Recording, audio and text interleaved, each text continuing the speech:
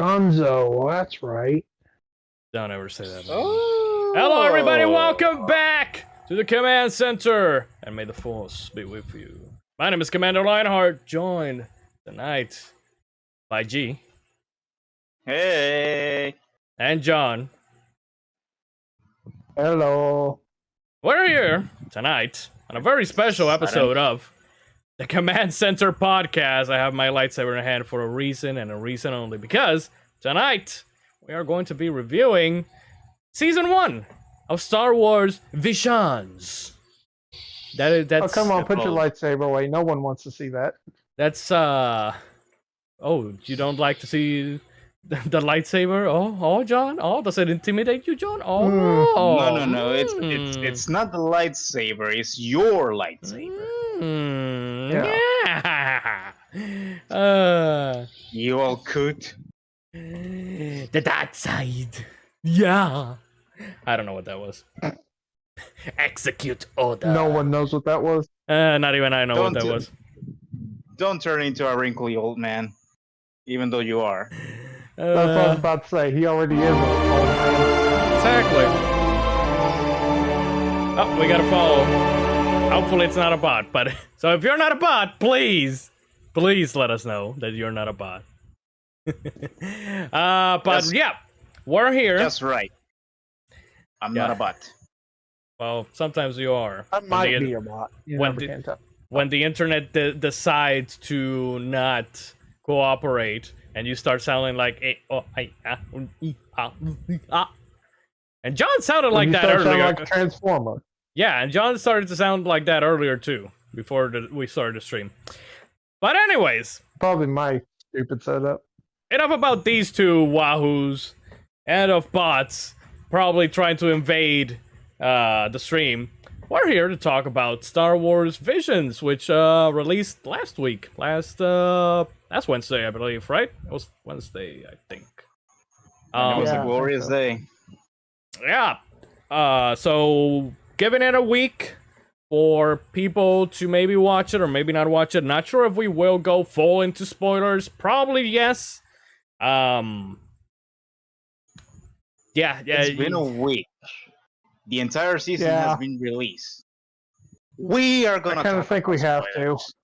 Yeah, at least for the majority of them, we will have to. I did take notes, gentlemen. Believe it or not, I have taken notes once again.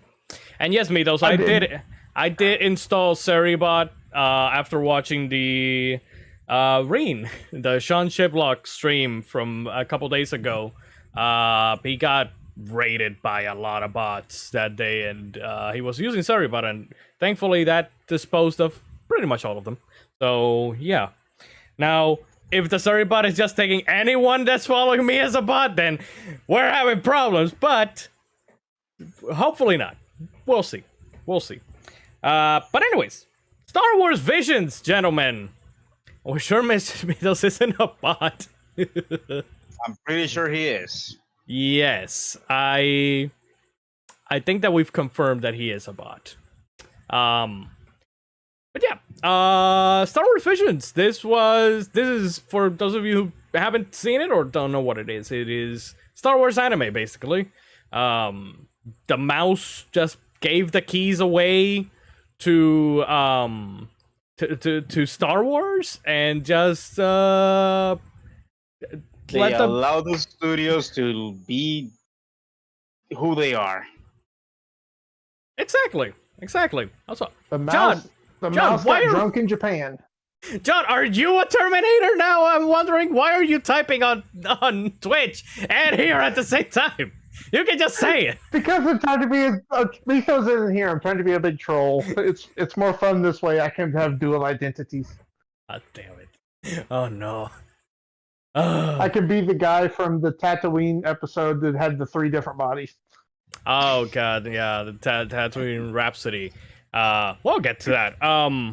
We're gonna talk about each episode in order, though. And then at the end, we will rank them. How we like them the most. Which ones we want to see more of. I did already mention in when did we More. stream? Monday. When we did Clue that episode 1, the duel, is actually getting a continuation in comic book form, I believe. It's called Star Wars Ronin. So If I do get the chance to get my hands on them, I will. Oh, I'm sure you will. I will totally check that out. That's cool. That's cool and all, but you know, I want more animation style. You know, I know that it's Ronin, not a visual. Ronin, a Visions novel is the name of it. a visual visions novel. No, Ronin, a Visions novel. Oh, okay. So Vision That- sat down and that- wrote a novel. Sounds normal anime to me, because sometimes they releasing anime and then they do like a novelization of it. Mm-hmm. So in Australia, at least, I'm not sure if in any other country they actually renamed it. I told this to G. It's called Does Star that Wars exist? Star Wars Infinities, not Star Wars Visions. So are you sure that Australia works. exists? Have you been Australia is a myth. There is no such thing as a Mr. Sunday. The only Mr. Sunday is us when we do Mystery Movie Friends on Sundays, but this week we didn't do it on Sunday, so we are no longer Mr. Sundays. Now we're Mr. Mondays. Now we're Mr. Mondays. Until next week, hopefully, unless one of you guys dies. Wait, we will need to find out who did it, though. Who did it? With what did they kill one of us, and where? I'm just talking about your power. If you, Oh, I know. I mean, technically, if you have no power, you're dead. So Fair enough. Well, you know, it's yeah. Yeah, Yeah. it is was- what it is. Luma did it with some clippers. It was funny because I was going to take my mom to San Germán, and the streets were inundated, and I was like, "Damn, Luma." What does Luma have to do with something being flooded? Don't matter. Always blame Luma. That is our code from now on here in Puerto Rico. Anything bad that happens to anyone in the world, it's Luma's fault. Fuck Luma. Yeah. Anyways, let's stop talking about Luma before they actually do decide to fuck with us. And let's start talking about this very good show. This was a very good show, guys. yes, I was Very good. I'm not pumped. sure if I will describe it like that. I was when they first showed the trailer for this, I was pumped. You know, I'm not completely an anime guy. You know, I don't watch many anime. I don't watch anime anymore. But I do still play games that are very anime-ish, like Tales, Trails, and everything in between.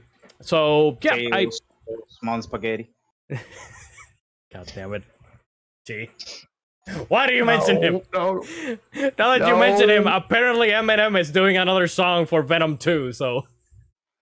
What? Yes, he is doing another one, so... I expected that. Now it's gonna be Carnage! Or something like that. Oh God! I don't know help how us. that I'm going one's to see gonna that go. Friday, I think. I don't know how that one's gonna go. But yeah, when they showed off the trailer for this show, it looked great. At least a lot of the episodes looked very interesting. You know, based on the trailers alone. Some of them you could already tell where they were going. I knew where Tatooine Rhapsody, which is episode 2, was gonna go, which is just a slice of life. But again, not gonna talk about that one yet. The one that obviously interested me the most from that trailer when they showed it was episode 1, which is the duel. And that is basically anime Akira Kurosawa film. Yeah. It is just it is gorgeous. I absolutely loved the animation and the art style and everything about it. Like, the music even it sounds like very old school too, like from those old Akira Kurosawa movies. And if you know Star Wars well enough, then you know that George Lucas basically based Star Wars off of Akira Kurosawa films like The Hidden Fortress or Seven Samurai. So this episode for me is the one that had made the most sense to for them to make, you know, into an anime. And I'm very happy with this episode. Like the thing about this episode is though that this is the first episode and it's such a high bar that everything else after it is not it doesn't reach that level of perfection like this episode does, but there are still episodes that come very close, and I will talk about that later on. But what did you guys think about episode 1, the duel? Oh boy, where do I start? Let's first start with the template of black and white. When you start seeing the black and white, and then you start seeing like the lights are only the only things in color. And when I say lights, I do mean the lightsabers and also the lights on the streets and the the lasers from the blasters. Yeah. Everything else is black and white. It's like you're watching a really old movie, because that's the thing. I am glad that they did make this all in anime, because modern cartoons cannot. It's my opinion. What I'm about to say is my opinion, and this coming from someone that watches not as much anime as I want to watch, but someone that watches a lot of anime. And you know that I do that, Lion. You know that I watch a lot of anime, more than you actually. When given that they are using anime for present these stories, then they evoke the emotions that the characters are feeling. And when you watch the duel, you feel the tension in the air when the battle starts and when the duel is actually happening. And also there's a air of mystery with the protagonist of this episode. I don't know if you guys felt that, but there's an air of mystery of this character, because right off the bat they mention something about the Jedis, and when the fighting starts it goes like, you must be a Jedi, and then there's a surprise, motherfucker, I'm not a Jedi. So it's kind of interesting, and that's why I'm motivated to actually get the book, the books, because the character is such a mystery to me. And as you were saying, this is an art.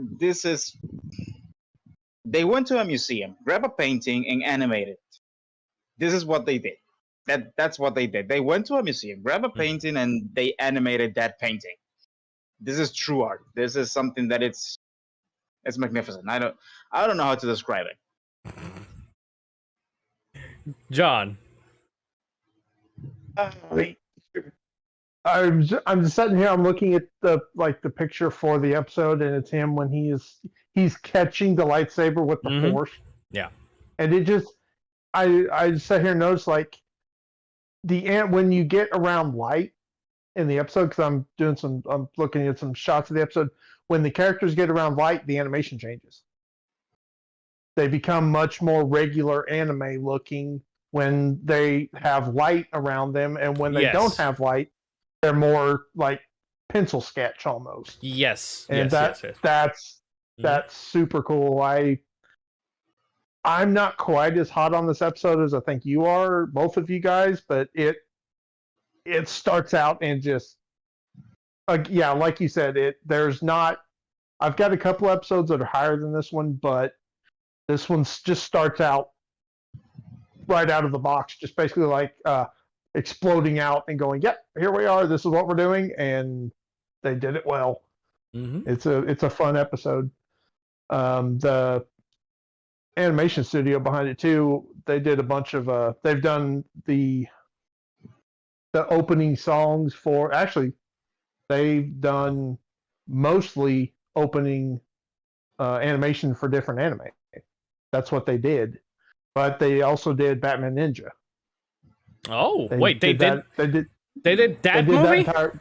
Yep, they did Batman Ninja, and then Ooh, they okay. did Sergio Simpson's Sound and Fury for Netflix. Which, if anybody has not seen that, it's an hour, little over an hour of just animation and music. There's not a word said in the show, and it's glorious. I Oh, love it. that sounds But yeah, interesting. they've done those are I think the only two. They've done a couple of small OAVs too, but most of that studio stuff has just been um, opening sequences. Like they did it well. They've done a bunch of game stuff too. They did Mega Man Command Mission opening and ending animation, Mega Man Mm. X8 Mega Man X8 opening and ending, uh, Digimon Cyber Sleuth Interesting. cutscene animation. But that's kind Interesting. of this seems to be their biggest outside of Batman Ninja, kind of their biggest thing. I have But they played Mega Man X Command Mission, so I didn't know that yeah it was them. they kill it's uh kamikaze the Kamikaze. kamikaze Daigo. Hmm. And anyway, yeah, I had never really heard of them before Yeah, that, but well, yeah, I sitting I, here watching that they did Sound and Fury. I can totally see it because it is completely it looks like Sound and Fury, and that makes me extremely happy. yeah, aside from like Studio Trigger, I had not heard about it. Pretty much any of these other anime studios. So Production IG is the only one off the top of my head that I know, just because they've literally done everything. yeah, you mentioned to me what they did earlier, and Yeah. I didn't know that. I didn't know that what they had worked on. So, last two things I have are the voice actors for the Ronin and the Bandit leader. Do you guys know who they are? No, the credits here's a little problem that I do have with the episodes. The credits roll past like really fast, and you need to like immediately stop it to actually like watch what the voice actors are. Otherwise, Yeah, that's what I did. you're gonna miss it. So, I haven't the I haven't stopped to investigate episode by episode to find out which studio did which episode, because well I've been riding high with this series. yeah, and I will be naming off all the studios and voice actors if that's okay, if Yeah, that doesn't bother you. yeah. I The didn't write that, so yeah. Yeah, I did. The voice actor for the Ronin in this is Brian T. And I don't know if you guys have you seen Fast and Furious Tokyo Drift? I did saw one episode. Wait, Tokyo Drift, the Fast and Furious Tokyo Drift. Is the third Yes. movie. He's DK. He's Drift King. He's the guy that the Oh, Sean races against. Oh, DK Donkey Kong. yeah, Donkey Yeah, Kong him. guy, yeah. Yeah. Oh, okay, And so he's then- a Ronin. Yeah, the voice actors for the Bandit leader is Lucy Liu. Oh, really? Interesting. I didn't know that until I was watching it this morning, and I paused it on things like, oh crap, that's okay. Yeah, I can totally hear Lucy Liu now in that. But yeah, she was the Wow, she did then- she did something for her voice, because I didn't know that it was her. I think that everyone in this series does something with their voice, because even knowing who voices some of the characters later on in one of the episodes, I'm still like, that doesn't sound like you. So I don't know. We'll talk about it in episode 3. I will talk about it in episode 2, because I don't think you guys Oh, know yeah. who played the main character, and I didn't until I saw it, and it sounds nothing like him. I'm sure. Yeah, but that's the most like of the two actors that.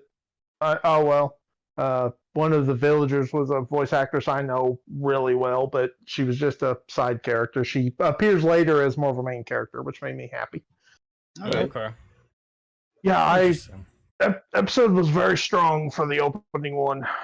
Yeah, this episode started off as a bang for this. This is an anthology, by the way. This is not none of the episodes are connected that we know of, but from what we can gather, this is like an anthology. Every episode is its own different thing.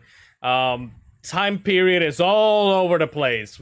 Like some of them you can kind of tell where they are, where they would take place in the canonical timeline. Some of them you can't. This one in particular, I don't think that you really can tell. Like this could be thousands of years before before the Republic, or thousands of years after.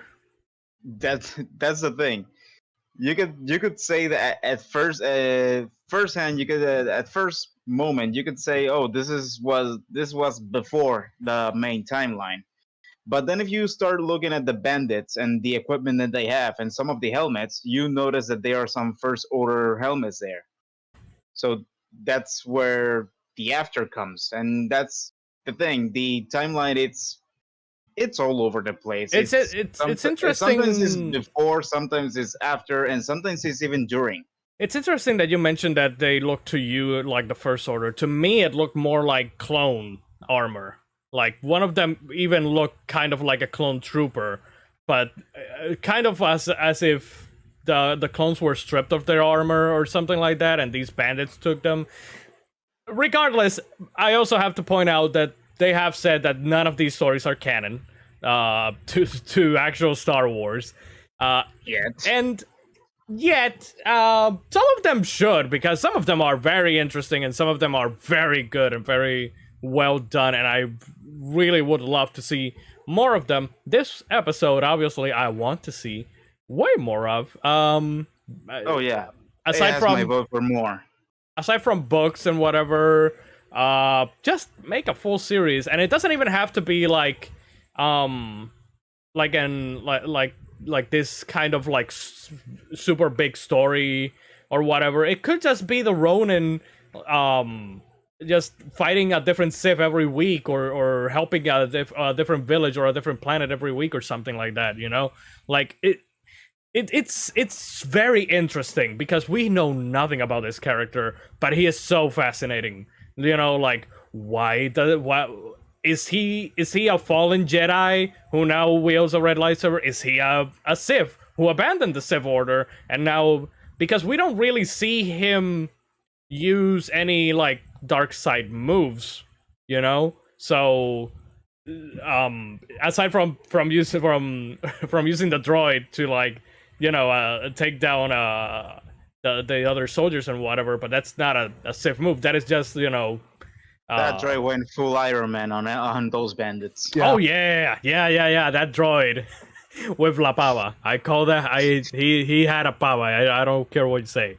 Pava is a traditional Puerto Rican hat, John. By the way, and for every other Spanish non Puerto Rican person. Straw hat. It's a straw hat that is made here in Puerto Rico. But aside from those things, and he had already collected a few red Kyber crystals. And that is also fascinating because then, again, is he purely a Sith hunter? Because all we see is red Kyber crystals. We don't see, like, any, like, blue or green or anything like that. So, yeah, there's a lot of... Well, they established through the show almost that color doesn't matter. Because you see different people grab different lightsabers and they immediately change color. Well, that's only in the 9th Jedi episode, which I wish that it were in the whole of Star Wars, because that makes so much more sense than actually like finding a different color crystal. Instead, it's great that you bring up the power thing. Go ahead, Lion. Go ahead, Lion. But yeah, it makes so much sense, and I swear that I have heard about this whole. There was some story. I don't know if it's still canon or if it wasn't canon. Was it Vader that it's him trying to find a lightsaber, but he has to make the Jedi that is currently wielding it, he has to make him so broken, and that's what it eventually turns his lightsaber red, and then Vader takes the saber. Okay. Maybe it's still canon as far as I know. Maybe it was that. I don't know. I know that I did hear something about the Kyber crystal bleeding, and that's how it turns red, and that's how the Sith get their Kyber crystal. Let's pull Kyber crystals up and see what it says. Something like that is what I've heard, but we can. I also probably... heard a minor detail that said that the red Kyber crystals were artificial. Yes, that is another thing that I had heard as well. But we can talk more about that when we get to episode 5.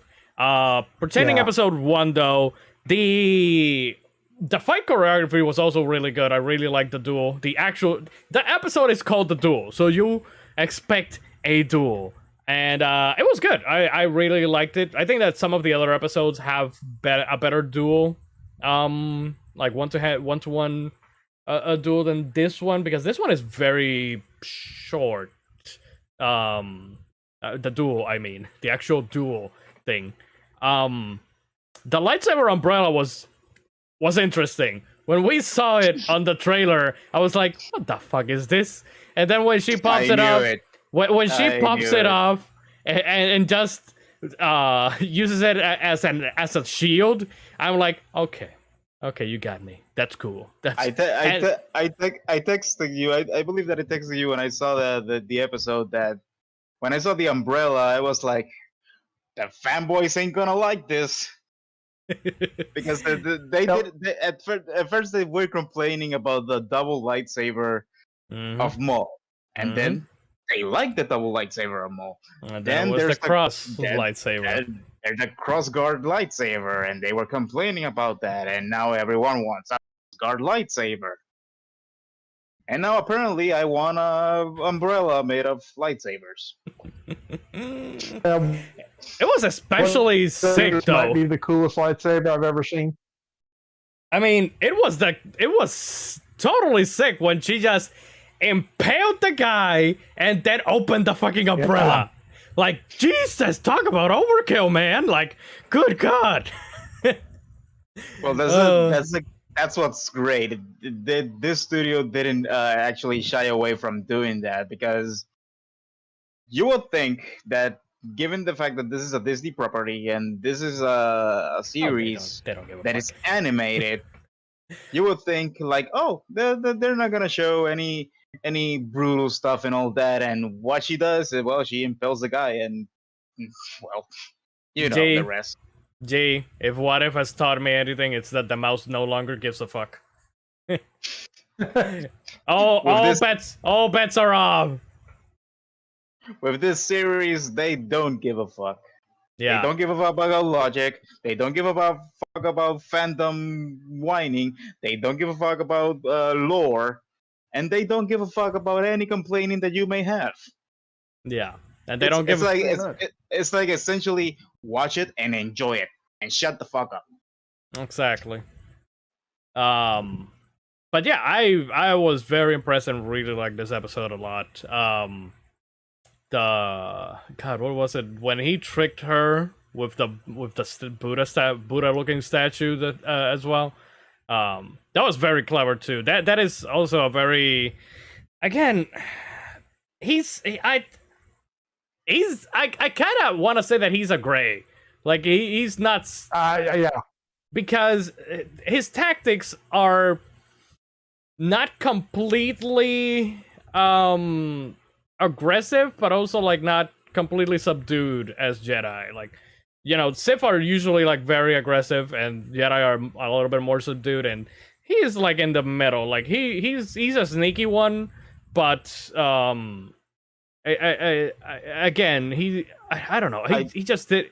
I get that. I get the thing of making him like a mass, or not a masterless, like a Ronin Sith.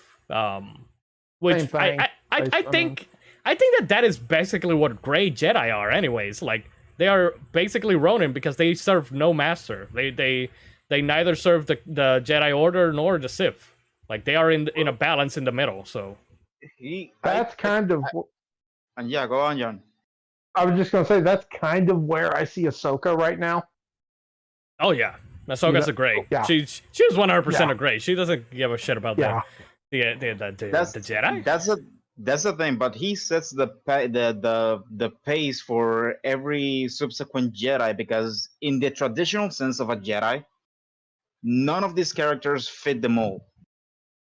Not Yeah, kind of. not even.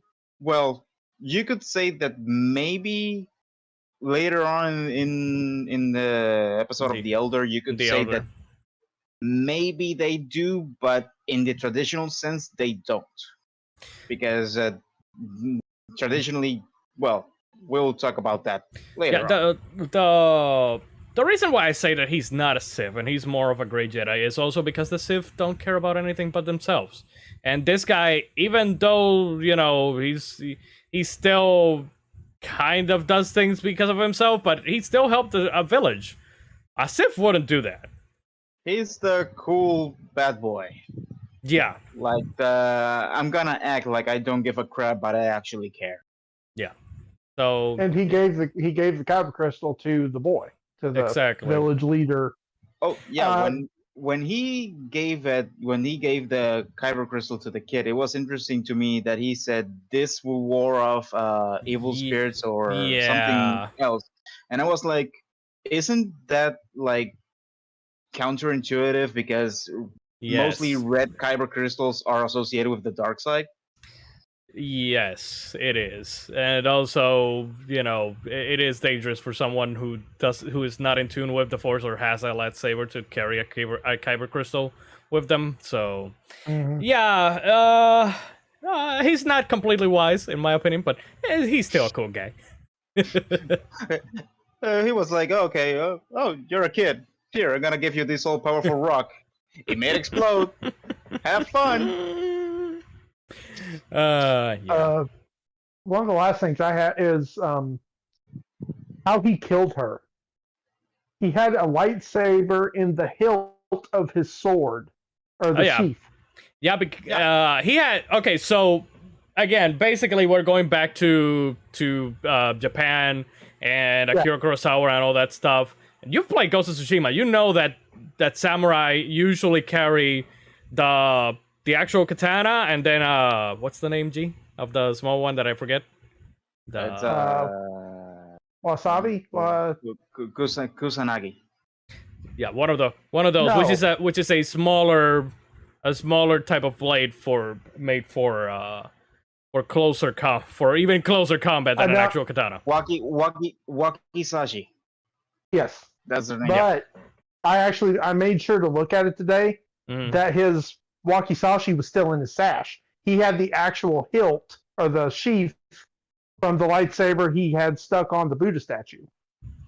It's like he had it backwards, and there was a lightsaber coming out of the bottom of the sheath, like the other end of where his sword would be in. He has two swords, because some samurai actually sometimes they carry the normal katana, and then they carry a smaller katana, and then they carry also the wakizashi. Usually, it were samurais that were in the hierarchy. They were like rank above a normal samurai. Like they will be like generals or leaders or lieutenants or something like that carry all those weapons. Mm-hmm. Ronin, it wouldn't be weird if he carry actually the extra swords. But it's like John said, that's the hilt, that the sheath or something, and he has like a smaller lightsaber on that other part. Okay, yeah, which is totally cool. I see what you're saying now. Yeah, this is the sheath. Also, because here's the smaller one, so it is the sheath of the actual lightsaber. Which is, I don't know about you guys, but to me it felt good to see that they actually draw the sword from a oh damn it, how do you call that thing in English? Stance. What, from the sheath? From the sheath, exactly. And from the holster. Yeah, the holster. Holster is for a gun, but I know. Yeah, it's cool. I want. I either want one of these or the one that actually looks like a katana from episode 4. That one of those. That just looks so good. Like the lightsabers in this show actually look so good. Most of them, and I'm like, I want one of these. Like they really need to add these options. These even different options to Jedi Fallen Order 2 or something. Like, give me a katana lightsaber in Jedi Fallen Order 2. Come on. You need to expand your menu. Exactly. But yeah, episode 1, so great. Yeah, John? It almost the lightsabers that actually are in the shape of a sword, they remind me of the Darksaber because it is more the shape of a sword. Yeah. Well, the Darksaber kind of looks like more like a machete in some ways. Funny that you mentioned that, because the episode 9, the lightsaber actually looked like a machete, and he kind of looked like Sancho Panza. But we'll get to that. But yeah, episode 1, fantastic start. Then we go to episode 2, which it's almost like a very hard dip for me, because episode 1 is my favorite episode of all of them. So it's number 1, and then we go to episode 2, which is my least favorite episode of this bunch. That is episode 9. I think that's mostly the general consensus with that episode. Like, look, it's not a. Yeah, it's not a bad episode. That's what you were gonna say, right? It's not a bad episode. It's just I don't care about the slice of life thing, honestly. Like, and this is the only episode actually that also like has established characters. So this one, you definitely know where in the timeline it takes place, because we see Boba Fett and we see Jabba the Hutt. That means no. Make the correction. We see Chibi Boba Fett and Chibi Jabba the Hutt. Chibi Fett, yes. So we established that this one is after Order 66 and before Return of the Jedi. So yeah, the episode was okay. I just don't care about the slice of life, honestly. I did approach it with a vision with the mentality of a Star Wars vision. A Star Wars vision, maybe. Yeah. No, but I actually did approach it the same way that I approach Beyblade, because till this day they are still transmitting some Beyblade episodes in Disney Channel, and sometimes it's on TV, and that's what I watch. And I approach it the same way that I approach that anime. This episode for me is just for kids. It's a rock band. It's like you say, it's a slice of life. But if you look at it, the artwork, the animation, how it's done, the power of friendship, this and all that, it's for kids. This is meant for kids. Episode 1 for us. Episode 2 for the kids. And ironically, for the younglings that Anakin Skywalker. Ironically, this isn't the most kid one out of the bunch either. So that's the thing. Oh, if you're talking about the one I think you're talking about, you and me may have some disagreements on that one. We probably will. Métele. But yeah, it's just, I don't know. I have seen slice of life anime. It's just I don't think it blends well with Star Wars though. Like here, okay. So here's the deal, and this is where I'm gonna get into episode 3 as well. This is such a huge contrast between every episode, but it's like an immense contrast between the classical style of episode 1, and then we go into this slice of life episode 2. And then we go fucking bonkers, over the top, Dragon Ball Z fucking bullshit with episode 3. It's like, we're bouncing like jackrabbits all over the place with this shit. And I'm like, okay, I get it. It's an anthology. I get it. They're all supposed to be different. I get it. But goddamn, Jesus H. Christ, do we have to be so polarized from these beginning episodes so much? Because it's like going from one end of the spectrum to the other with episode 2 and 3. Well, Yeah, I feel the way of Star Wars Visions of the difference in episodes the same way I do with What If.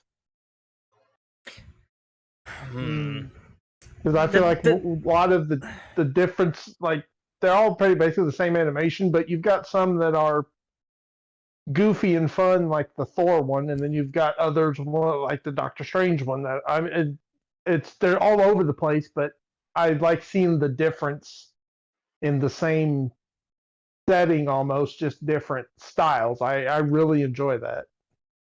The thing is that here, because the animation is different for each episode, it's way more drastic than a What If.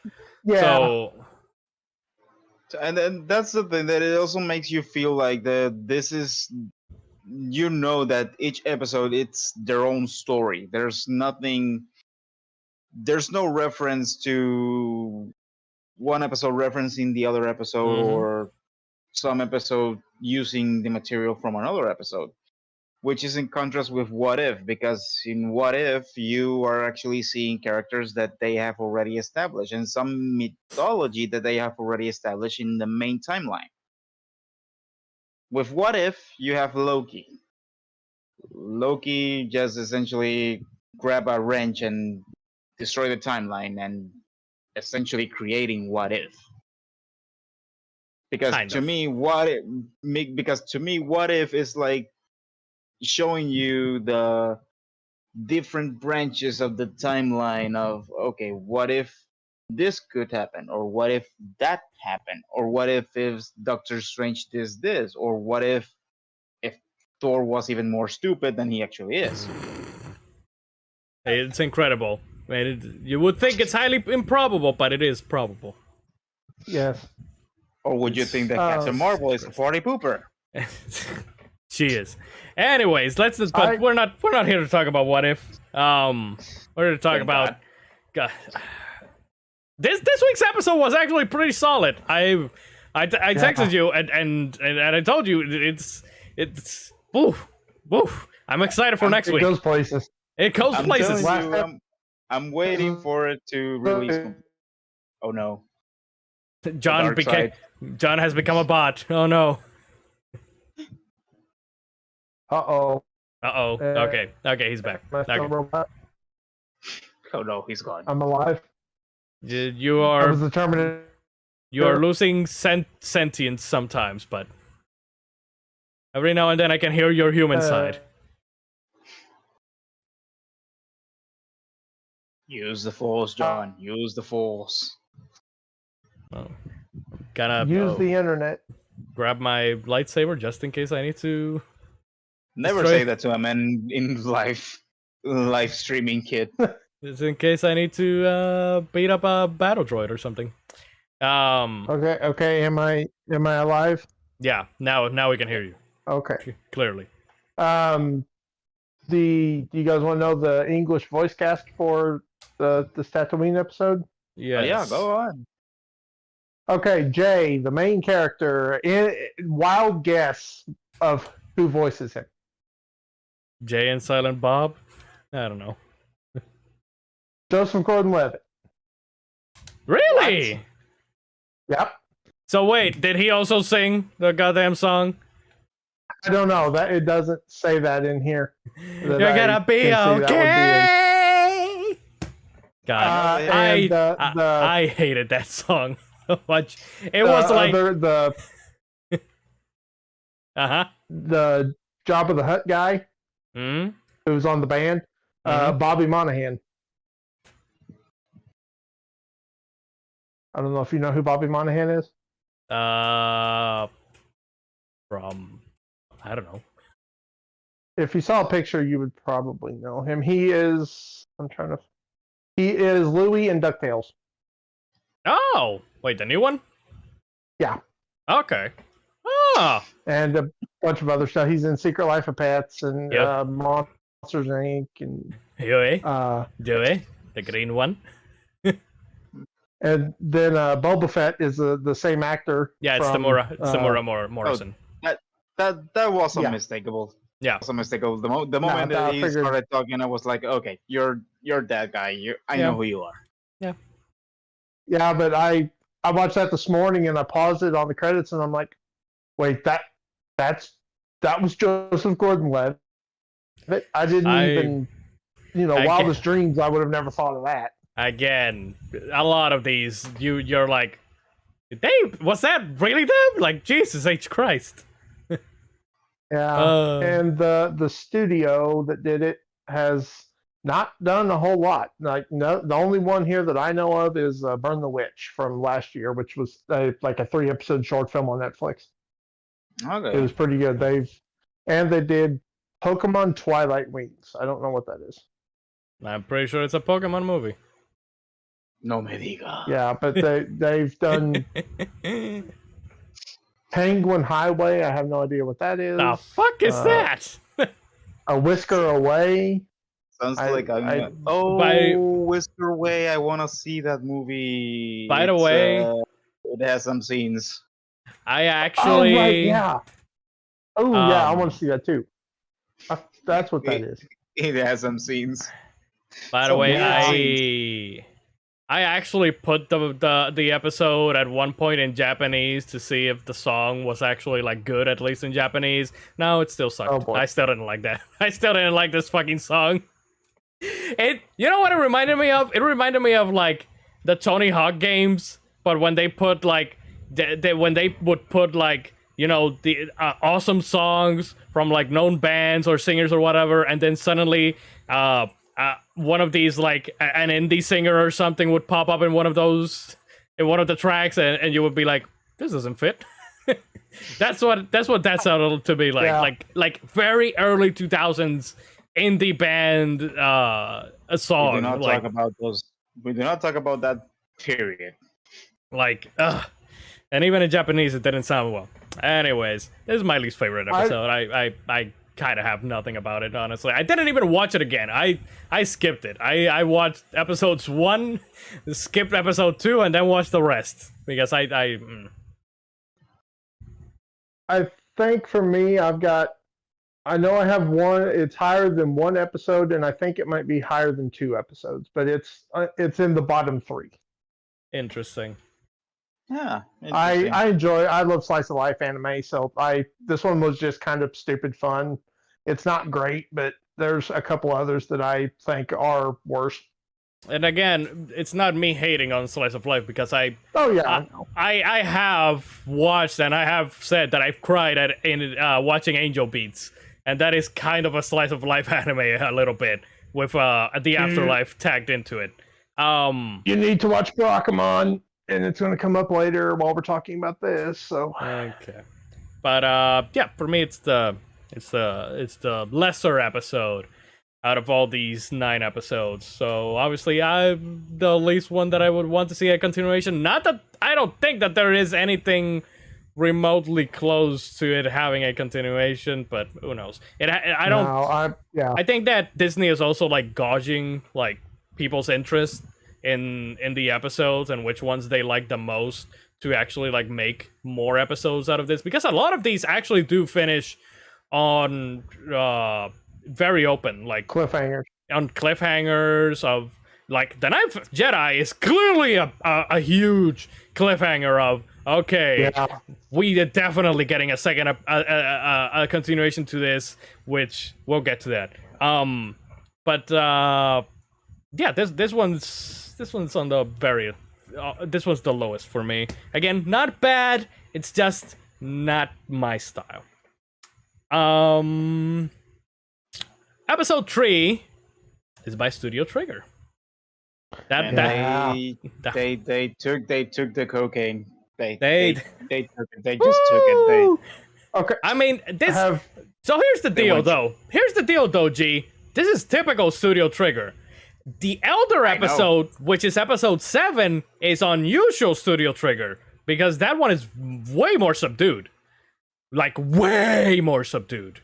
Like, that one feels like, it almost feels like it's from a different studio, actually, instead of Studio Trigger, because of how subdued it is. I thought it was Honestly, John, the only reason why I know that it's Studio Trigger is only because it says it on the title. Because Studio Trigger presents The Other, and I'm like, what? Yeah. What? Have either of you seen like Little Witch Academia or the movie Premiere? Excuse me, what? There's a movie called darn it. Little Witch Academia. No, but I have watched. Doesn't Studio Trigger do SSS Gridman? Yes. Okay. Again, I have seen this episode is. I mean, it is the same animation style as Little Witch Academia and Premiere. Premiere's the movie, right? One for one. Yeah. Okay. I thought about Didn't they also do Fire Force? No, they did. No, Fire. You would notice. You would notice. Yeah, that's what I was gonna mention. Kill la Kill, because the color template and style of animation, it's almost the same. Yeah. They also did one of my other favorites, Kisniver, which I will watch any day of the week. That show was awesome. Kisniver. Yeah, that one is on list. Yeah, it's really good. They also did the sequel to Gridman. It's actually done. I think the dub is either out or almost finished for it too. I'm gonna sit down and watch it one of these days. Isn't it called Dynaman? Dynazenon.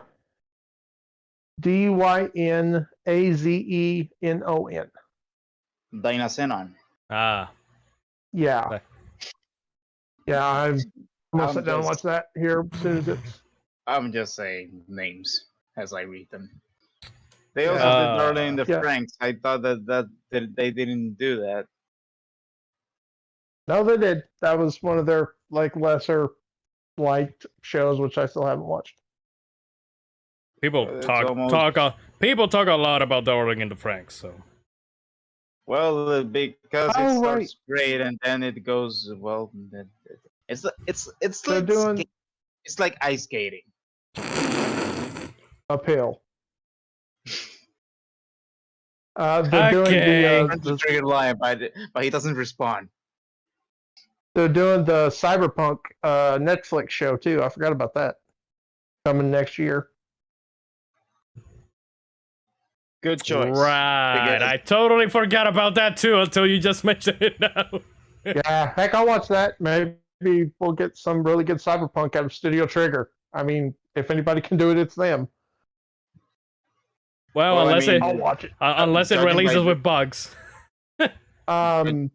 Judging by this episode, judging by the episode that they did for Visions, I would say that they are in good hands.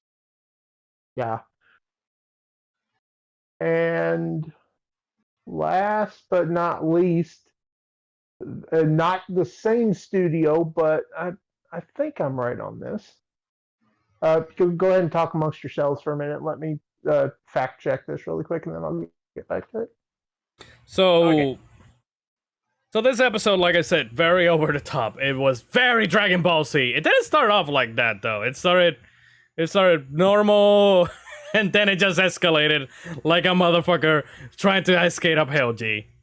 There we go. But yeah, the episode was. I don't know. I guess I liked it, but not as much because of the over the topness. I think I texted you when the first time that I saw this episode. I texted you, "This is a real what if," because again, it's like a reverse. A reverse main storyline of the Skywalker saga, because in the Skywalker saga you get the twins, which is Luke and Leia. Here you have other twins, but these twins were made from the dark side. So it's almost like Star Wars, The Old Republic, that they had that one expansion that was twin dark side users as well. Yeah. The Golden Empire. The Golden Empire. Was something like that. Yeah. Except that this one is like it. Again, this is why these are not canonical, because they talk about the Empire and they talk about the Republic, and that's obviously like Civil War era Star Destroyers, not even First Order or anything. It's just the Galactic Civil War one, which is Rebels versus Empire. So yeah, this is the episode where we establish, these aren't canon. Like, this is ridiculous even for this shit. Like, also in this episode, they also tell you, well, remember that time Leia was in the vacuum of space and survived? Oh yeah. Well, fuck that. Yeah. These two fight. Every These two fight in the vacuum of space without helmets. Jesus H Christ, there is no logic in this episode whatsoever. Logic doesn't And exist. it's so good. Gravity doesn't exist. Oh! You also remember that time that they weaponized light speed?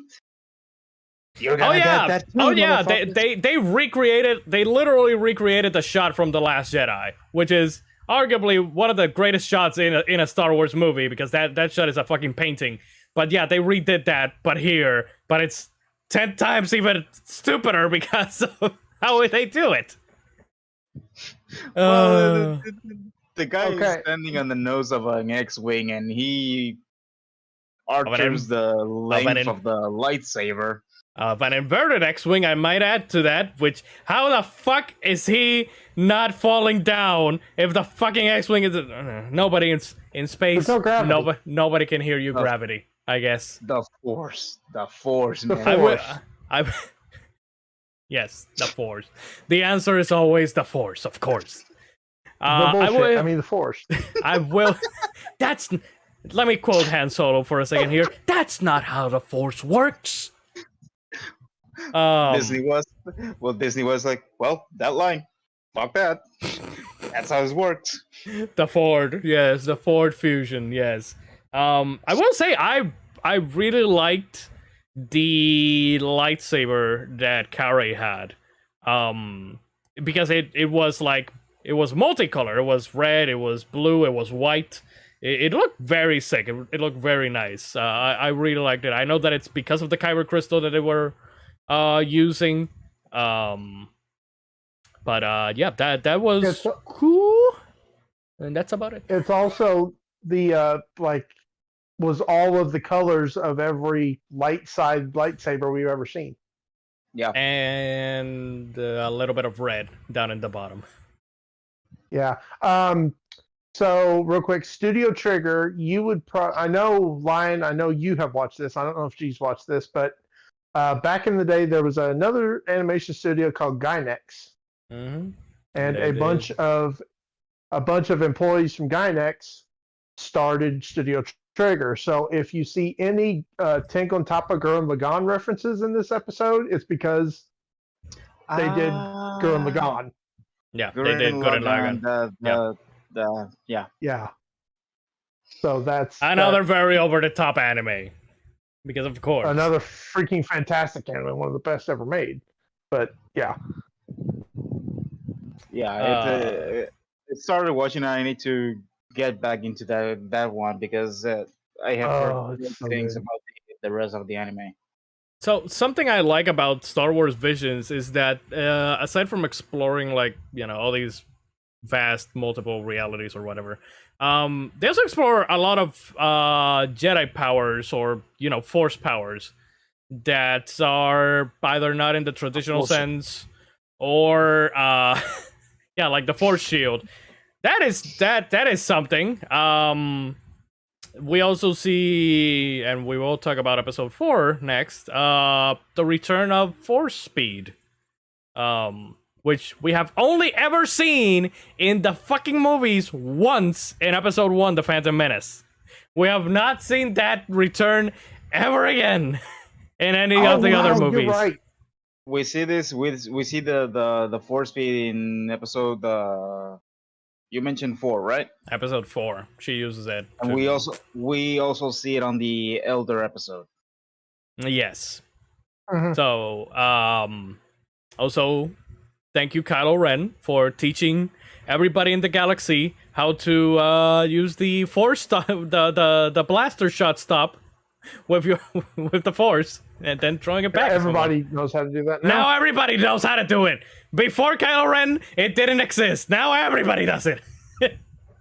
Well, And I'm not complaining. It's a great power actually. So you would think that they would have used it before though. You could go the nerd route. But you cannot stop light because light goes fast. Yeah, You can do it with shut the up. Force. Again, the Force. The Force. Exactly. That's not. It's like That's it's like how the Hideo Force Kojima works. saying nanomachines. Exactly. What happened? What happened to the soldier? Nanomachines. How did he die? Nanomachines. How's the world gonna end? Nanomachines, Nanomachines. But the episode was good. I just it was way too Dragon Ball Z for my liking. Like, again, I think that there's for me personally, Star Wars specifically, there has to be like a limit, like a barrier of, okay, you can go over the top to a certain extent. Like, when you go fucking Super Saiyan and go beyond the Super Saiyan, that's when you're gonna lose me, specifically, you know? And that's why this episode for me was good. I liked the whole the whole thing of the twins. What him trying to save her. How is it that Puerto Rico stays without electricity 99% of the time? The Force. The Luma. God damn it, Mythos. I hate you for that one. But I really like that that despite them being born of the dark side, he was like, yeah, screw the Empire, screw the Republic. I'm just trying to save you, god damn it. And you're not letting me. Yeah. So I really like that. That was cool. Also, isn't it funny though? Wouldn't they have suspected of him beforehand? What was his escape ship? An X-Wing. The Empire doesn't deal in X-Wings. Well, We don't know. That's the thing. You have the Gemini class Star Destroyer. That where the fuck are the other Gemini Star Destroyers? Yeah, a mini Death Star in a mobile Star Destroyer that's a heck of a lot easier to probably get around than the actual Death Star. It reminded me of the battering ram from The Last Jedi too. Like, this episode was very heavily inspired, I think, that from The Last Jedi. It's almost like they welded together the battering ram with two Star Destroyers, and that's how they created the Gemini Star Destroyers. It's basically the Last Jedi done better. Yeah. And they have a giant Kyber crystal powering it. Exactly. Yes. I really like the when they both did the Force Lightning. Like, hers was red and his was blue. And his was blue. That was interesting. That was awesome. That was very interesting too. Because usually we're taught that Jedi cannot. Well, he was born in the dark side, so he's not a Jedi, but still. Well, that's the thing. Originally in the mythos, if you go deep, like the mythos came in 29. Mythos? You cannot go deep on mythos. Oh Jesus! Don't put that image in my head. Well, I'm out. That's it. Thanks everybody. End the stream. We're done. G broke us. If you go, we all need brain bleach. If you go deep into the mythology, there's a force lightning that is from the light side that doesn't actually kill the person or hurt the person. It's more like a taser type thing. Okay. So that's when I saw that, I was like, okay, that maybe they are using that part of the mythology of Star Wars, because I think that's from Legends, not actually canon. I mean, technically, these Jedi that can, like, hold the Force Lightning. Technically, they can use Force Lightning themselves. It's just that they don't because it is considered a dark side power. But like Yoda taking the Force Lightning from Count Dooku in Episode 2. I think that it has been said that they can use it. It's just they don't because it's against their technically. Code.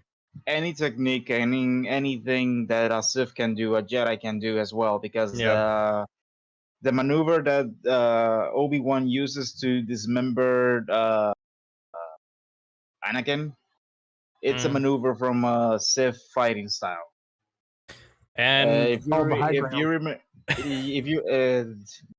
the high ground style, the high ground style. I call it the thigh ground style. Oh Jesus. Also, we have known for some time that Mace Windu's fighting style is also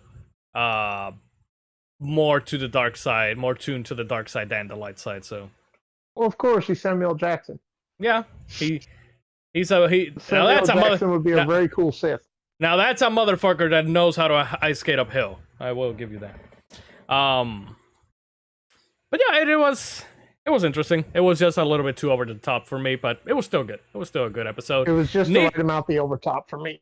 Neil Patrick Harris though, voicing Kare, like again, none of these people sound anything like their actual. Like I don't know how to do it. I don't know. I would have never guessed that was Barney. Yeah, exactly. That's what I'm saying. It's fucking Barney from How I Met Your Mother. Like, and he does it well. He did a tremendous job. And John, since I know that you have the voice actress for Am, who is it again? Because I have heard a lot of people also praising her. Alison Brie. Yeah, Alison Brie. They did a fantastic job. Because here's the deal. Watching a lot of What If, when they bring some of these actors that are not like trained voice actors, you can feel like they're stiff, like their acting is stiff and whatnot. Like here with pretty much all of these episodes, they really are over the top, like in anime. So, and they fit well in all these episodes, specifically in this one. Well, Neil Patrick Harris just fit with the over the topness and I'm blown away by that. Alison Brie has done voice acting because she is in both Weathering with You and the second Lego movie and the first Lego movie. Is she? So she does voice acting. That movie is a punch in the guts. Weathering with You. Yeah. Yes, Weathering with You is. I haven't seen it. It's not as good as Your Name, but it's right there. I haven't seen it, but I have read the plot and I have seen some reviews of it, and they all say the same thing. I haven't watched it because I didn't have that much. Napkins. That much force. It's very good, yeah. And what has Neil Patrick Harris been in any? I don't think that he's done voice acting. If he has, then I haven't heard him in anything. But if it's about being over the top, he was in Starship Troopers. You cannot beat this stupidness from that movie series. So, and he's going to be in Terminator, The Matrix. Oh yeah, he is going to be in The Matrix. Resuscitation. Yeah. Oh my God, he's in Smurf. He's in what? The live-action Smurf movie. Oh yes, he is. Yes, we don't talk about that in this household. The live-action what? The Smurfs movie. We don't talk about those in this household or in this command center. He's not right. Lion, he's Dick Grayson in Under the Red Hood. Really? Oh. Yeah, I forgot about that. He voices Nightwing. Huh. So yeah, he has done.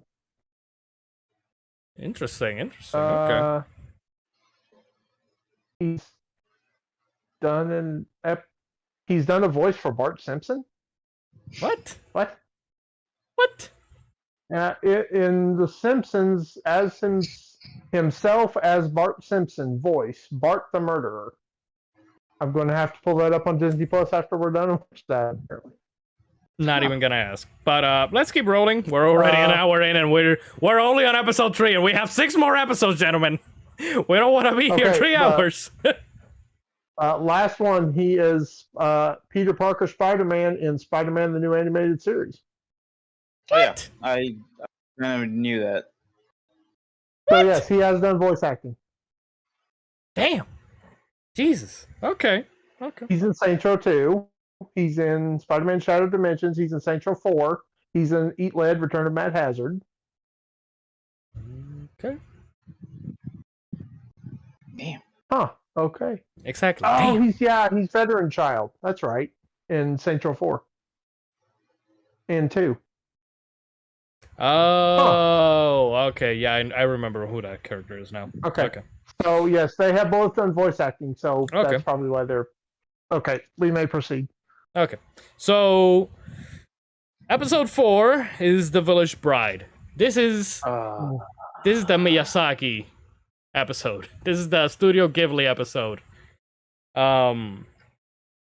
It is heavily inspired by Studio Ghibli and Miyazaki, like incredibly so. And the music is like, as soon as I heard it, I'm like, this is from Nier. This sounds like Nier Automata music. There's another episode that actually reminds me of Nier, but I'll talk about it later. Yeah. But yes, this episode is, like I told G, I feel like this is one of the most complete episodes, in terms of establishing what it is, what everything is, and what everyone is, or what everything is in this episode. Obviously we don't know who this girl is. The only thing we know is that she was a Padawan. She lost her master, probably in Order 66 or something like that. Got a small scar on her chin. She's got a small scar on her shin, which is why she was using a mask and not because she was protecting herself from the Rona. A very cool mask. And then she took it off. No more cool mask. But yeah, this episode, like, they established like pretty much everything that's happening. Very concise, very well done. Even in a very small space, because this one is like less than 20 minutes, and they pretty much explain everything. I know that I have seen some people say that they don't understand this episode. Okay, they can go suck on a rock. I will say that the only thing that did confuse me a little bit was when the earthquake happened and everything fell. But then after having watched it, technically 3 times, because I watched the Real Rejects reaction to a lot of these episodes. So technically I've watched a lot of these like 3 times.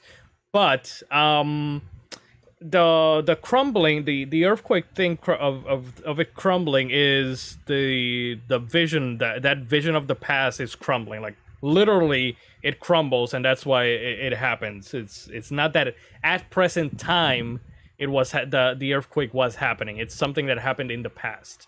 But it to them it felt, because they are connected to the Majina, which is basically the spirit of the earth or of the planet, I guess. Which is also technically the Force. It surrounds us, it binds us, it penetrates us. It's like poetry, it rhymes. Yeah, that was basically kind of like the only part that I was a little bit confused when I watched it, but everything else, like, I pretty much got a sense of what was happening there. I liked it. It does have a little bit of a slow start, like with him. Also, she should have walked. Although I know why he didn't want her to walk. They were going to sacred ground, but still, the woman should have. No, let's not get into that. He actually tells you that a bride cannot have her feet dirty, or I mean, kid, come again, man. You know that bright dresses are expensive, I know. and you're not gonna get Eso con cloro se mud and lava. everything.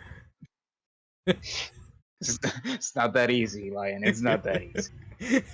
You throw it in the washer, just throw in some Clorox, and it's all white. But it used to have blue and red.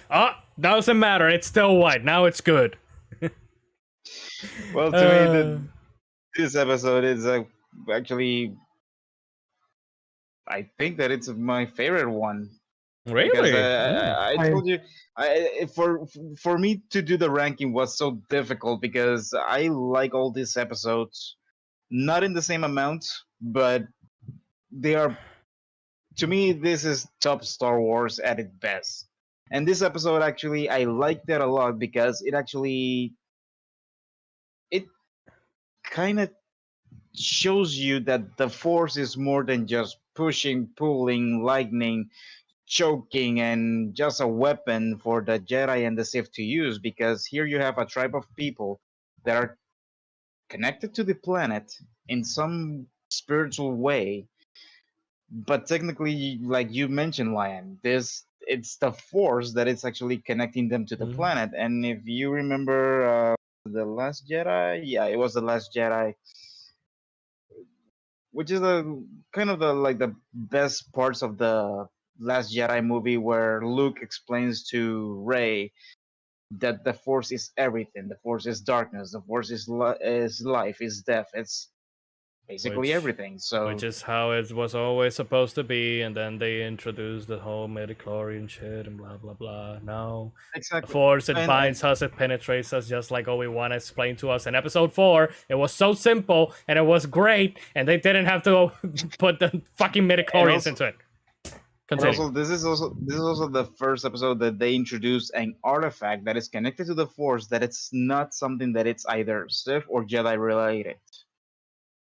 Because stone, it's kind of like a holocron of sorts. Yeah, but it's actually connected by the Force and something like that. But to me, this episode, it's caviar. This is the Force is strong with this one, at least for me. Okay. Same for me. It's my favorite episode of any of them by quite a large margin. Okay, interesting. This is, of any episode I want to see a continuation of, it's this one, because I absolutely love her character. I absolutely need more. I need to see more. I need to see more of this Jedi. Mm-hmm. And also because of that fighting stance and that, oh man, that fighting was so good. It was she only ignited her lightsaber once, and was to strike him down. You know what it reminded me of, though? It reminded me of the duel between Obi-Wan and Darth Maul in Star Wars Rebels.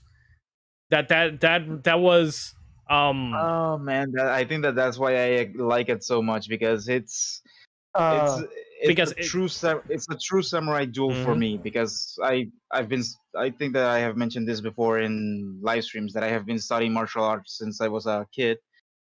And Iken, I believe that I forget the name. It's the one shot, one kill, and it's always solved like that. You actually just one slash of that sword, and that's it. The fight is over because the opponent is dead. Which is how the lightsaber should be, but as we know in some later episodes, the inconsistency of the effect of lightsabers in this anime is like, okay, okay. But we're not talking about that one yet. Go ahead, John. You were gonna say something. I was gonna say, G. When I saw her attack, the first thing that popped into my mind was Zenitsu. Oh yeah, from Demon Slayer. Zenitsu, that was the stance, definitely the stance. Yeah, that was the first thing popped into my head. I was like, oh, this is just like, the only thing is she's awake. But that was totally Zenitsu. Yeah. By the way, Lion, I it's a character that uses a technique that is a one-hit kill. Yeah, I kind of figured. Which one is that? Is that the The yellow guy, the light guy. orange hair. Okay. The one that falls asleep and that's how he becomes like super powerful and shit. Okay. Yeah. Okay. Yeah, I kind of figured that it was him. Yeah, this I really like this episode, not as much as you guys, but I really do want to see more of this character. We don't even get a name. We don't even get a name from her, and I'm like, this character is worth following her adventures and knowing who the hell she is. Like, you know, I know that a lot of people like complain, women and whatever in Star Wars or whatever. We don't complain about women characters in Star Wars. We complain that sometimes they do some things that are that try to push it instead of like making something feel natural. That's anime for you, kid. That's anime for you. And here, this character is so fucking badass that you obviously want to gravitate towards her and say, I want to know more about her. I want to know why, what happened? What happened? Why? And we want to know where she's going next. Tell me. Also, I did Who notice. Are you? What are you? How are you? Why are you? Why are... And I have noticed that some people are also like confused and are calling the older guy her master. That is not her master. That is, he's kind of like a friend to her and to her master who died, who her master was from this planet. Which again, it's that you have to pay attention to this shit. Otherwise, you're gonna be like, what happened? Why is this? Why that? Oh, like. You know, I've seen a lot of comments. Is why I'm like explaining some of the things here. But by the way, her lightsaber, the fact that it's yellow or golden color, it's the color usually related to the Temple Guardians. Yep. And it's maybe my favorite light.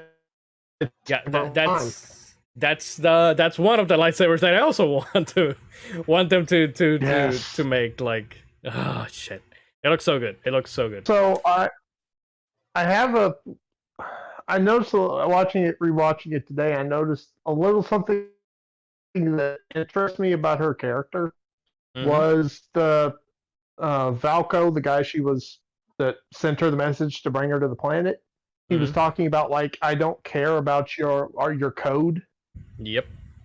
Was her code not to interfere?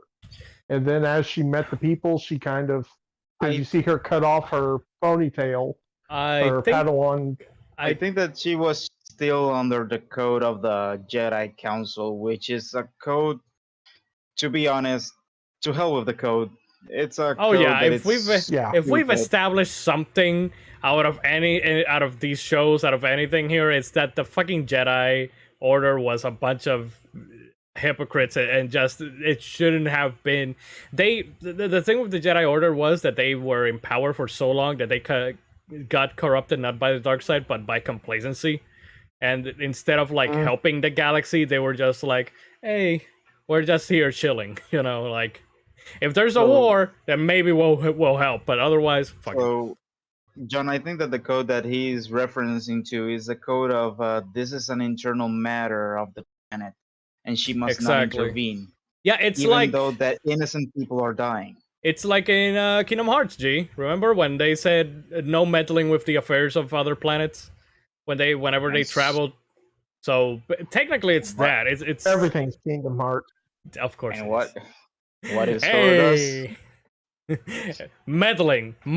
I mean, but yeah, it's basically that. It's basically I understood what he was trying to tell her with the whole cult thing of these people are suffering and all this shit. Are you really not gonna do anything about it, even though you know it's the right thing to do? So Yeah, and I really still liked him. He don't was quite a very yeah. Go ahead. You're, I was just Uh-huh. gonna say her. I still don't quite understand her shoes because like her shoes transformed before she did her force speed. Well, you know those high heels. Anime. They could be. The Force. Oh crap! That's the explanation. The Force. I like her friend, the dude. Yeah. Okay, I have the voice actors. I was looking them up. The voice actor for Valko, her friend, Mm-hmm. is hang on just a second. Let me pull it up. Make sure I got the name right. Shang Tsung from the original Mortal Kombat movie.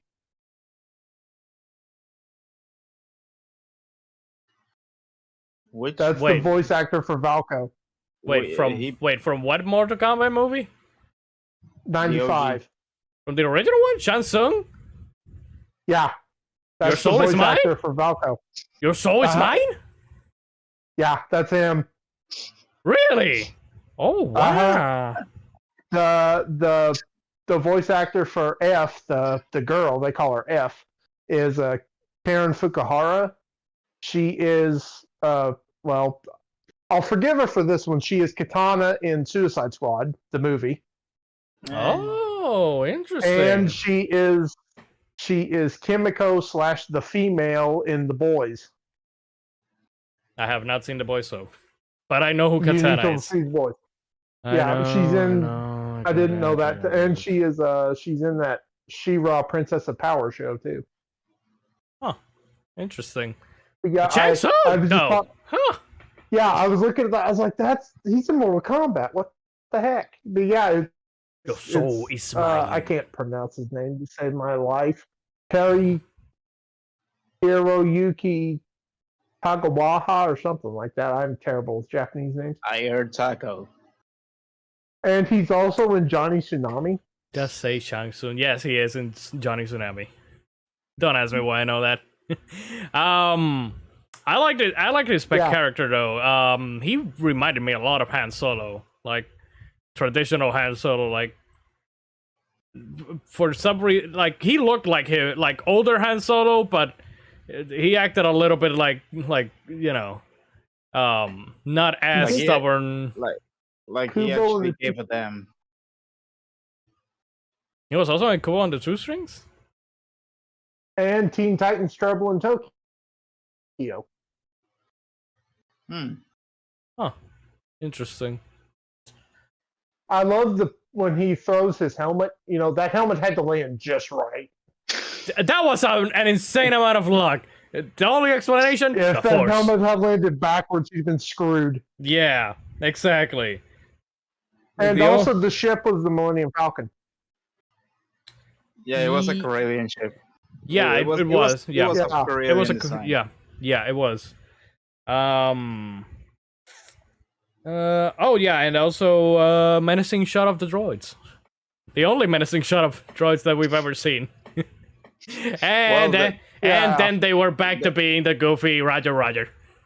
That's the thing. You see the droids and they are menacing and all that, and when they capture the villagers, they're still menacing. The moment they open their mouths and say Roger, you're like, oh, We crap. found this. Oh no, we're being attacked.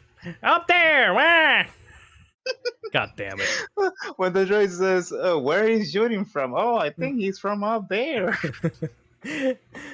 Yeah, and then they shoot, and he just slowly stands there. Good and, God. I mean, they have worse aim than stormtroopers. We talk about stormtroopers, but these motherfuckers are can't aim for shit. God damn.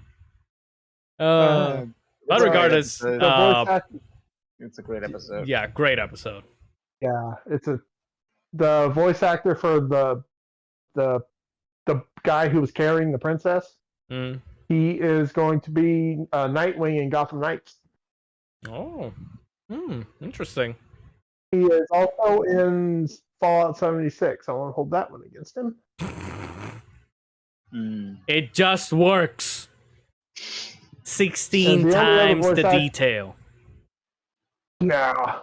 The only other voice actor I know is Stephanie, and I can never pronounce her last name. Sheh. S-H-E.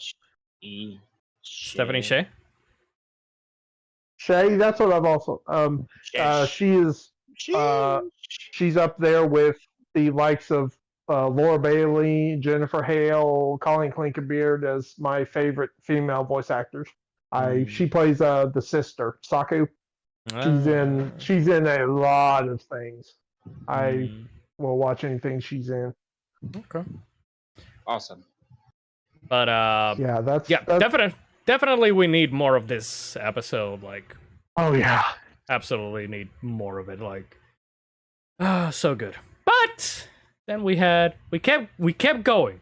We got to episode 5, The Ninth Jedi, which is kind of tied for me as my favorite episode of the whole bunch. Really? Yes, this episode was Star Wars as fuck. It was also anime as fuck, but it was so fucking good. Anime, I'll give it to you. Star Wars, as in the traditional sense of Star Wars, probably, maybe, in some shape, way, or form. This episode was the true like what if of Star Wars for me. Like, if you know, of an alternate reality or like many thousand years after everything that's happened in the Skywalker saga type of. They said hundreds of years. It did say so. This one, I think that it may be like very into the future if taking the timeline, the actual canonical timeline into it, because at the start in the narration, which this one has narration, which I don't know, for some reason the narrator I know it's not Mark Hamill, right? Because it kind of reminded me a little bit of Mark Hamill for some reason. The narrator. It is Neil Kaplan. I don't know who that is. Okay. But it did his voice did give me like a little bit of like Mark Hamill vibes for some reason. Narrating. But he's in Power Rangers Lightspeed. Who is he? Captain Mitchell? I don't know. I'm pulling it up. Is he Captain Mitchell? I don't know him from his. Is he the manliest? I don't know him. Is he the manliest man in Power Rangers alive? He's in Lost Galaxy. He's in the movie. What? Who the? He's in Time Force. What the fuck? He must be the narrator. Is he the narrator? Okay, go ahead. I will return. Is he the narrator? Interesting. So, it is established in the narration that it says it's been hundreds of years since the light of the Jedi protected the galaxy. So it is established that the Jedi are no longer present in the traditional sense. In the traditional sense of the Jedi Order, and that the Sith have somehow managed to take over most of the galaxy. So it's either thousands of years in the past, before the Republic, or thousands of years after the New Republic, I feel. The thing is, we don't actually like see any traditional Star Wars ship either. To like get like all of the ships are very not even different. Not even the ship in the ending. No, where I thought that the ship actually kind of resembled is the shape of the Star Destroyer, but it reminded me a little bit of like the Rebel Star Cruisers that are in Return of the Jedi. You know where Admiral Akbar is. It kind of looked something like that, but a little bit more modern looking that one, because that one looked like like but you know. it's not Mon Calamari design. No, I mean, no. it does have some semblance to a Yeah. Mon Calamari design, but it's not Yeah. it's not a Mon Calamari design. It Yeah. could probably be a hybrid of sorts. Maybe.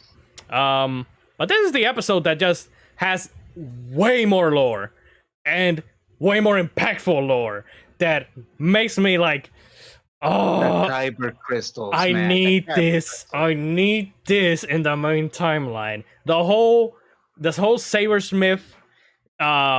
First of all, when I saw that, I was like, wait a minute. Mending Kyber crystals. Like that was the first. That's the first time that I've seen that. First of all, like usually when they find the Kyber crystals in Ilum, it's usually just you find it and then that you use that to create your lightsaber and whatnot. But here he's mending them to make them, either change shape, the length of the lightsaber.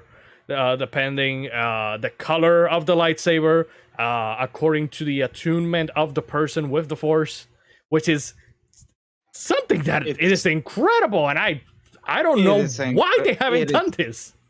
It is an incredible detail, and it's something that I am 100% backing it up to bring it to the main timeline, because if you think about it, this is something that essentially tells you why the red crystals are red, why the yellow crystals are yellow, why the green crystals are green, and all that.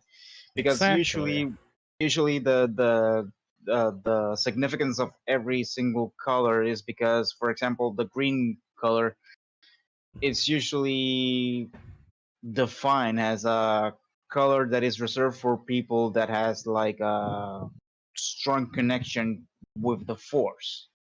Yeah, and it's also depending on what type of Jedi they are. Like you said, the Temple Guards use the yellow ones. There's the Guardians. What was the other one? There's a few ones. And then you also have the purple one, which in this episode actually it's a really interesting detail. That the purple color is given to the guy that has conflict within himself. Exactly, and would explain fucking Mace Windu's goddamn purple lightsaber because he treads in that fine line because of his fighting style, because of how he is. It would explain why his is that color. Like it's so fascinating, and it's so I need this in the main timeline. Also, the protagonist, the little girl, She's you cannot say that she's an unknown someone. I mean, the master in the end actually mentions that you have been guided by the Force since the moment you were born, which means that she has a connection to the Force, but that doesn't necessarily. And her father, it's a Jedi blacksmith. Yeah, he's a Jedi because when he held the sword, it had a solid color. So yeah, he had and he reflected the shot. He used the Force, so he is a Force user. So, and he's not dead. By the way, not dead. No, he got captured, but not dead. Okay. Real fast, he's Diabolico. Diabolico from Lightspeed. Yeah. Okay. And he is he's Gluto in Time Force. I don't remember Gluto, but I do remember Diabolico. Big purple crocodile frog looking dude. Oh, with the okay. gold chains. Okay. Yeah. Okay. Okay. So, and the main character here, what's her name? The girl. Yeah, the girl. What's her name? Kara? Kimiko Glenn. I don't know. Her dad. She is the voice of Kairi from Digimon Adventure, the original series. Like I'm pretty sure that's the character that she voices. I know that I've heard her in Digimon before. She's in Into the Spider-Verse. What? What? What? I'm trying to pull it up. It's being slow. Yeah, she is in Into the Spider-Verse. That was that was interesting. John says, "Oh, she was into the Spider. What?" And you go like, "What?" And I was like, "What?" What? But her dad, remember earlier I was like, there's a voice actor that one of the characters that I know that I didn't expect. Her dad Is that David Harbour? is Sinu. What? What'd you say? Is that David Harbour? No, Okay. Shang-Chi. Oh, Simu Liu? It's the guy who plays Shang-Chi. Yeah. I knew that he was in the series. I just Simu didn't know Liu. who the hell it was. Yeah, he plays her dad. Oh, Interesting. he's too young to be her dad. In one of the latter episodes. Well, you know, when you're a teenager, Yeah, things happen. Uh-huh. Mm-hmm. But yeah, that he voices her dad, and then I don't know any of the other ones offhand except for the Neil Kaplan now. Okay. So I absolutely loved this episode from start to finish. Like the whole premise of the Jedi are no longer around, or the Jedi Order is no longer around. Jedi are masterless and they are across the galaxy being hunted by Sith and all that. And the whole twist was very clever and very interesting. Because obviously you see a guy with a guy wearing a mask with red eyes, and he's all clad in black, and you're like suspicious of him. You're like, okay, this guy, he's actually a Sith, and he's here to kill all these people. And no, it turned out no, he was the good guy. He was very much a Luke Skywalker, walking around in black robes and shit. And he's actually he did remind me a little bit of Luke Skywalker, like in his prime. Luke Skywalker. He could have been what Luke could have been in the sequels as the old man. He is what Luke could have been. I kind of feel like they did this one kind of like a remake of The Last Jedi and whatnot. Honestly, like a little bit. Like even Kara is like a much better Rey. She has a much better backstory than actual Rey. Actually, every one of these female Jedi Force users in this fucking series are more justified. Anyways, I still like Rey. It's just God, Palpatine, fuck Skywalker, god damn it. Anyways, it's not the actress, it's the way the character is built. Yes. Anyways, I really like the twist and everything here, especially that shot of them like, something doesn't feel right. He's not here. We need to act now and all that shit. And you see that shot of them like surrounding the others, and then igniting their lightsabers and just being red. And I'm like, oh shit! Like what? I fucking love that and that whole fight scene and all that. It was just really well done, really great. And again, we established in this episode that lightsabers one-hit kill, unlike in other episodes later on where they don't. Cutting people in half, which I was like, oh, okay, now we're getting somewhere. Oh, yeah, the mouse does not care anymore. The mouse, cut that guy in half. The mouse was like, I don't give a fuck. Fuck them kids. Kill them younglings. The voice of Ethan, the Jedi, the only one who was. Mm-hmm. It's the guy. Have you guys seen Heroes? No, I know of it, but I have not seen it. He's the time traveler guy in Heroes. That's the voice. I knew I recognized him from somewhere. Let me see if he's been. He's in Spies in Disguise. Oh no. Oh no. Not that movie. Yeah. Anyway, he's in Star Wars Visions. He's in Kingsglaive. Oh, Final Fantasy 15. Yeah. Interesting. I can Masai Oka, I think is how you say his name. Maybe, perhaps. Anyway, I think that's But that's yeah, I fucking loved this episode so much. I enjoyed the hell out of it, and this one is definitely going to get a continuation.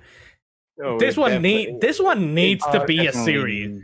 This one needs a series. I don't want a second episode. I need a full series of this shit.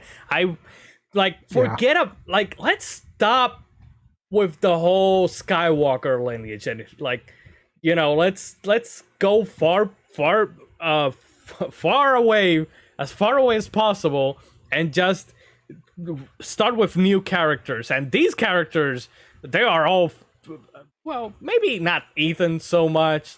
He's the generic goody guy that just managed to survive this. But the Margrave, I want to know more about this guy. The Herb, she's trying to find her father now. That's interesting. The other guy that was overwhelmed by the dark side, which I guess that the Margrave had planted him with this group of people to or maybe infiltrate the Sith to some degree or whatnot. Star Wars, nothing but Star Wars. Hey, Captain Spandex, welcome to the stream. I'll be having a grand old time. But yeah, the whole conflict of him, being consumed by the dark side, but then realizing and just, coming back to his senses, and it opens the possibility of actually telling the story of other people, because god damn it, you have a whole galaxy of characters. Yes, there's full galaxy, thousands of years before, thousands of years later, and you're just stuck in this small cube all the time. You're just stuck in this small reality for some reason when you have this vast expanding universe. You have a whole galaxy, and you have a whole lot more in the unknown regions. And it doesn't even, it doesn't even need to be in the same universe. If you don't want to make it canon, just make it different universes then, like a multiverse of madness, I guess. Because I have seen some people complain about the High Republic thing, the books that are coming out, which are placed a few hundred years before the main timeline. that's and people are around the KOTOR era. Yeah, it's between KOTOR and the main timeline. But people are oh, these stories don't matter. These people are gonna die in 100 years or whatever. And I'm like, you can still make interesting stories set in the past of a universe. You don't have to. It doesn't have to be oh, I know that these characters are not gonna be around anymore. You can still explain a lot of things, or maybe make them in different galaxies that are far away from the main galaxy or whatever. Anyways, definitely need a full series of this, because this one was we need it. Make it. As much as I loved episode 1 because of all the visuals, because of all the sound, because of everything, this is the one where lore wise is the most interesting to me and needs to be expanded fully. This could create a something new in Star Wars, a new saga just from this episode alone. Keep it anime. It's my only suggestion. Yes. Keep it anime. It's unless they decide to do it, the Mandalorian style, where they later introduce characters from the animated shows into live action. But With the blessing of Dave Filoni. Oh, hail Dave Filoni, our Star Wars Lord and Savior. Amen. Anyway, I'd still rather have it animated. Yeah, I would still rather have it animated. they wouldn't be constricted much as to I'm- to live actions very limitedness, Yeah, that's why I'm not. I don't have any excitement for the Ahsoka show at all, just because it's not animated. I mean, I want to see more of the character, but I want it to be animated. I don't want it live action. That just, that sucks. Okay. It's okay to have wrong opinions. It's okay. Don't worry. Anyways, I mean, I'm gonna watch it. What did you guys think of this episode? I don't know what the hell this is. We are doing a review of the season 1 of Star Wars Visions, the Star Wars anime that just came out. It's my third favorite show of episode. Okay. This is the one that it's sharing the spot in my ranking. Okay. Yeah, this one shares spot number 1 with the duel for me. Like, I can interchange both of them as to which one. I just think that the duel is a perfect 10, personally, in my opinion, because of the aesthetic, because of the art style and whatnot. But this one, lore-wise, is just so amazing, and it is just very Star Wars to me. Yeah. Anything else about this? Is this the one you said that G said was Cold Steel? Oh yeah, you did. Yeah, I went back through the messages, and you said that episode 5 reminded you of Thrones of Cold Steel, G. Oh yeah, because of the art style. I remember the art style of the entry, The openings. The openings, yeah. Okay. A Legend of Star Wars: Stars of Cold Steel. We can call it that here. By the way, did you notice the place where they were when they left, and it turned and it was a lightsaber? Oh, you mean Doom Guy's Temple? Yes, Doom Doom Eternal? guys. Yes, Like yes. the- It was a castle? lightsaber. Yes, the Doom Castle. Yes, Yeah. it was a lightsaber. My reaction the first time I saw it was like, that rock looks like a giant turd. God damn it, G. Jesus Christ. The last thing I have is the voice actor for the Margrave. Mm-hmm. He's in Bad Batch. Oh. He's in Superman versus the Elite. He's in Batman versus the Teenage Mutant Ninja Turtles. Legend of Korra, the 2012 to 2017 Teenage Mutant Ninja Turtles show, Spectacular Spider-Man, Naruto, and Jedi Fallen Order. Jedi Fallen Order was the been last in one a you said? bunch of stuff. Yeah, Okay. Wow. he was Saul Guerrera, and that Oh, and really? in Bad Batch. Okay. Yeah, Lies! Deception! I don't know who is he in Korra? But, Doesn't say. Yeah, and then a bunch of stuff. yes. So, after this, we have the most kiddie one out of all the bunch. If you thought episode 2 was made for kids, episode 6 is definitely 100% made for kids. I It's think that this is where we're gonna have different opinions, like severely different. This- probably This will. is where the war begins. This is where the Star War begins. Yes. This was very clearly Astro Boy inspired.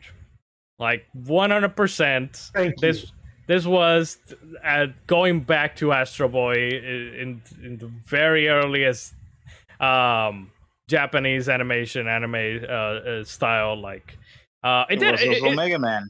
and it was also it did also remind me a little bit of Studio Ghibli, a little bit, but it was mostly Astro Boy. And yes, it was Mega Man at the end when what was the name of the droid? CO3 combined with TOB1. And that is literally a power up from Mega Man 7, I believe, where Rush, the dog, combines with Mega Man to make Super Mega Man.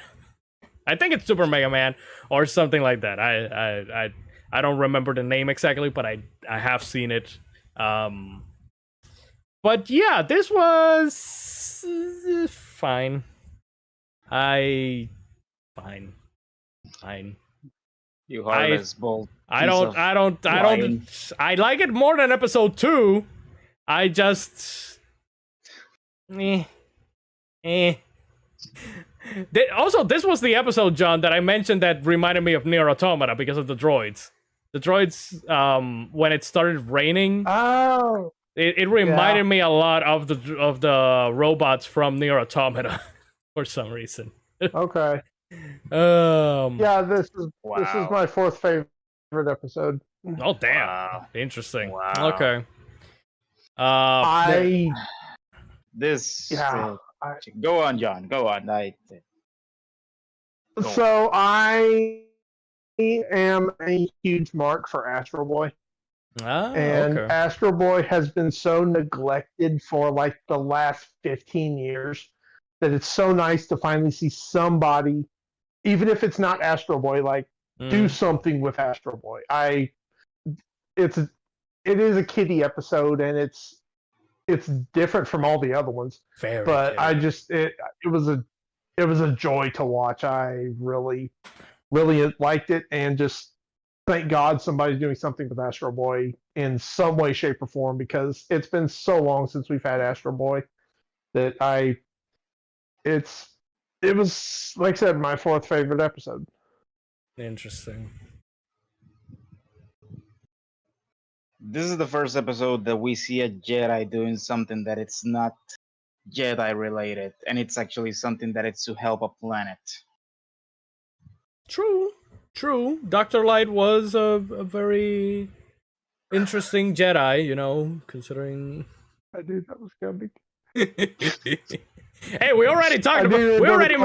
We already mentioned Mega Man. I had to mention that he fucking was Dr. Light, except without arms. Like, I did. Yeah, I didn't notice that he didn't have arms until I watched it the second time today. Oh, I noticed like later on in the episode the first time. Because you kind of like think, oh, he just has his hands like behind his back, but no, when you see him actually using the Force without like, his hands, because he's just that powerful in the Force. It became very apparent to me, oh, this guy has no hands. Well, it is a kiddie episode, but it's an episode that has heart. It's something that it's in American cartoons, it's not that common to see cartoons having some sort of semblance of bringing you a message of something that is heavy-hearted, because the Toby, which is his name in the finale, because it starts with as TOB1, and then at the finale the professor actually calls him Toby. TOB1, get it? It's a play on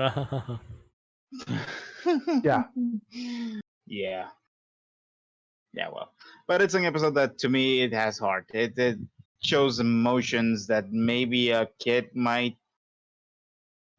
get, but might not also get. I don't know how to explain it correctly. I mean, it is going back to that time when we were kids and we would imagine ourselves being Jedi and all that. Like, that's how he acts. He acts like a kid, hearing these fantastical tales of the Jedi and him just imagining like being a Jedi, and playing around with the sword and all that. So again, this one is specifically made for kids. Maybe that's why I connect with this so much, because I have mentioned to you this before that Star Wars is it's the movie that got me into sci-fi, and it's because of because of the same things that Toby is imagining. It's awesome being a Jedi, the robots, starfighters, and all that. Well, in his mind. Then he gets woken up by reality when the fucking Inquisitor just drops down and fucking. Wasn't it funny when he beat the Inquisitor? All the little robots were like in the expectancy. Are you okay? And he's like, I'm okay. Hey, okay. Yeah. I don't know. Maybe it's because I killed my inner youngling a long time ago. That's why I don't feel shit. I'm turning into Mito slowly. oh boy. No, we got one of him. We don't need enough. No, we have two of him because you're almost like him too. So 3 of him. Oh no. Oh, don't say that. They're multiplying. Oh, This is outrageous. Now there's 2 of them. But yeah, I didn't mind the episode. It's just not high on my list. So yeah, again, I'm glad that you guys enjoyed it more than me, though. It's again, I still liked it more than episode 2, which was my least favorite. Mathos, I am Nording everyone. Darkness. But yeah, moving right along. I will say I liked the Inquisitor. His design was cool. Oh yeah, the design for the Inquisitor was it was interesting because you couldn't quite possibly put your finger on it, because I think that he was some sort of General Grievous type. Yes, because Half organic, it's kind half, of ironic too that because he says a robot using the Force, and he, when you see him, he almost looks like he's almost full robot as well. So I don't know, but I did like his design. The art style for this episode was very solid too. It was very good. Yeah. If you notice that when it's raining, when the Inquisitor is going to attack, the lightning strikes, it's red, and when it's attacking, it's blue. Mm. It is the same studio that did the last episode too. The Ninth Jedi? No, the last of the show, the Last Jedi, or the last episode of the show. They did both of the episodes. Okay. Oh, the last episode of Visions. Oh, okay. Yeah. Okay. Now it makes sense. Now the nose makes sense. The noses make sense. Those red noses, yeah. Rudolph the red-nosed reindeer noses definitely makes sense now. They also did work on Space Dandy, Japan Sings 2020. They've Goro the Animation, Adventure Time. Yeah, they've. Okay, so no wonder a little bit of this reminded me of some American animation as well. Okay. Yeah. Interesting.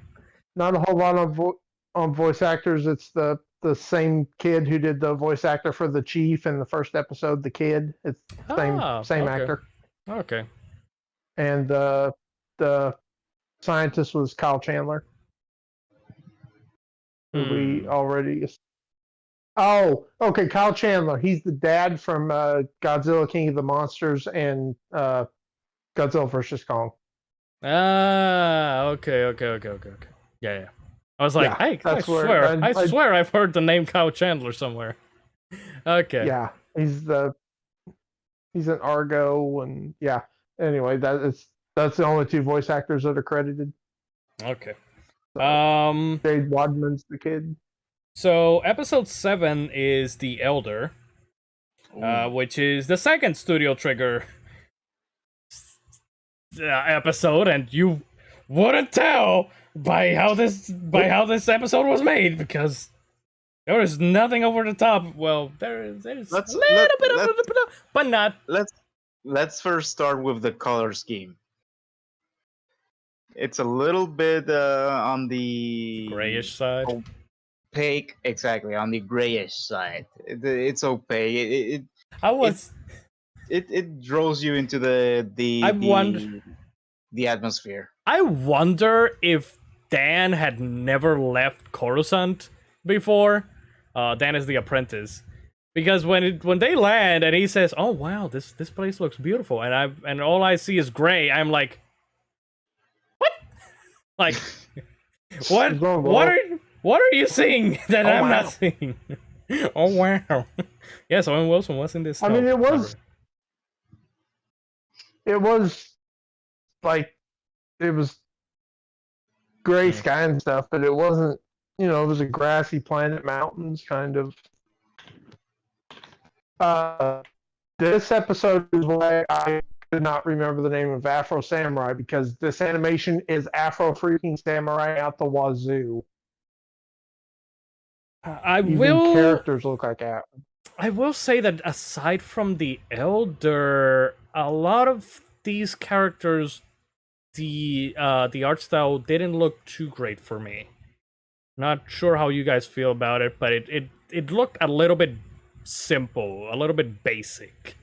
On this episode? Yes, on this episode. Like, I think that the art style in episode 3 for Studio Trigger was also basic, but since they added like different shades to the characters and all that, it made it look much better than it is actually drawn. I don't know if you understand. The thing that I see in the art style is then in the twins, the third episode, they go the more anime, traditional anime in the sense style for that episode. And for this episode, they go a little bit more realistic. That's why you see the eyes of the characters are smaller than traditional anime style drawing.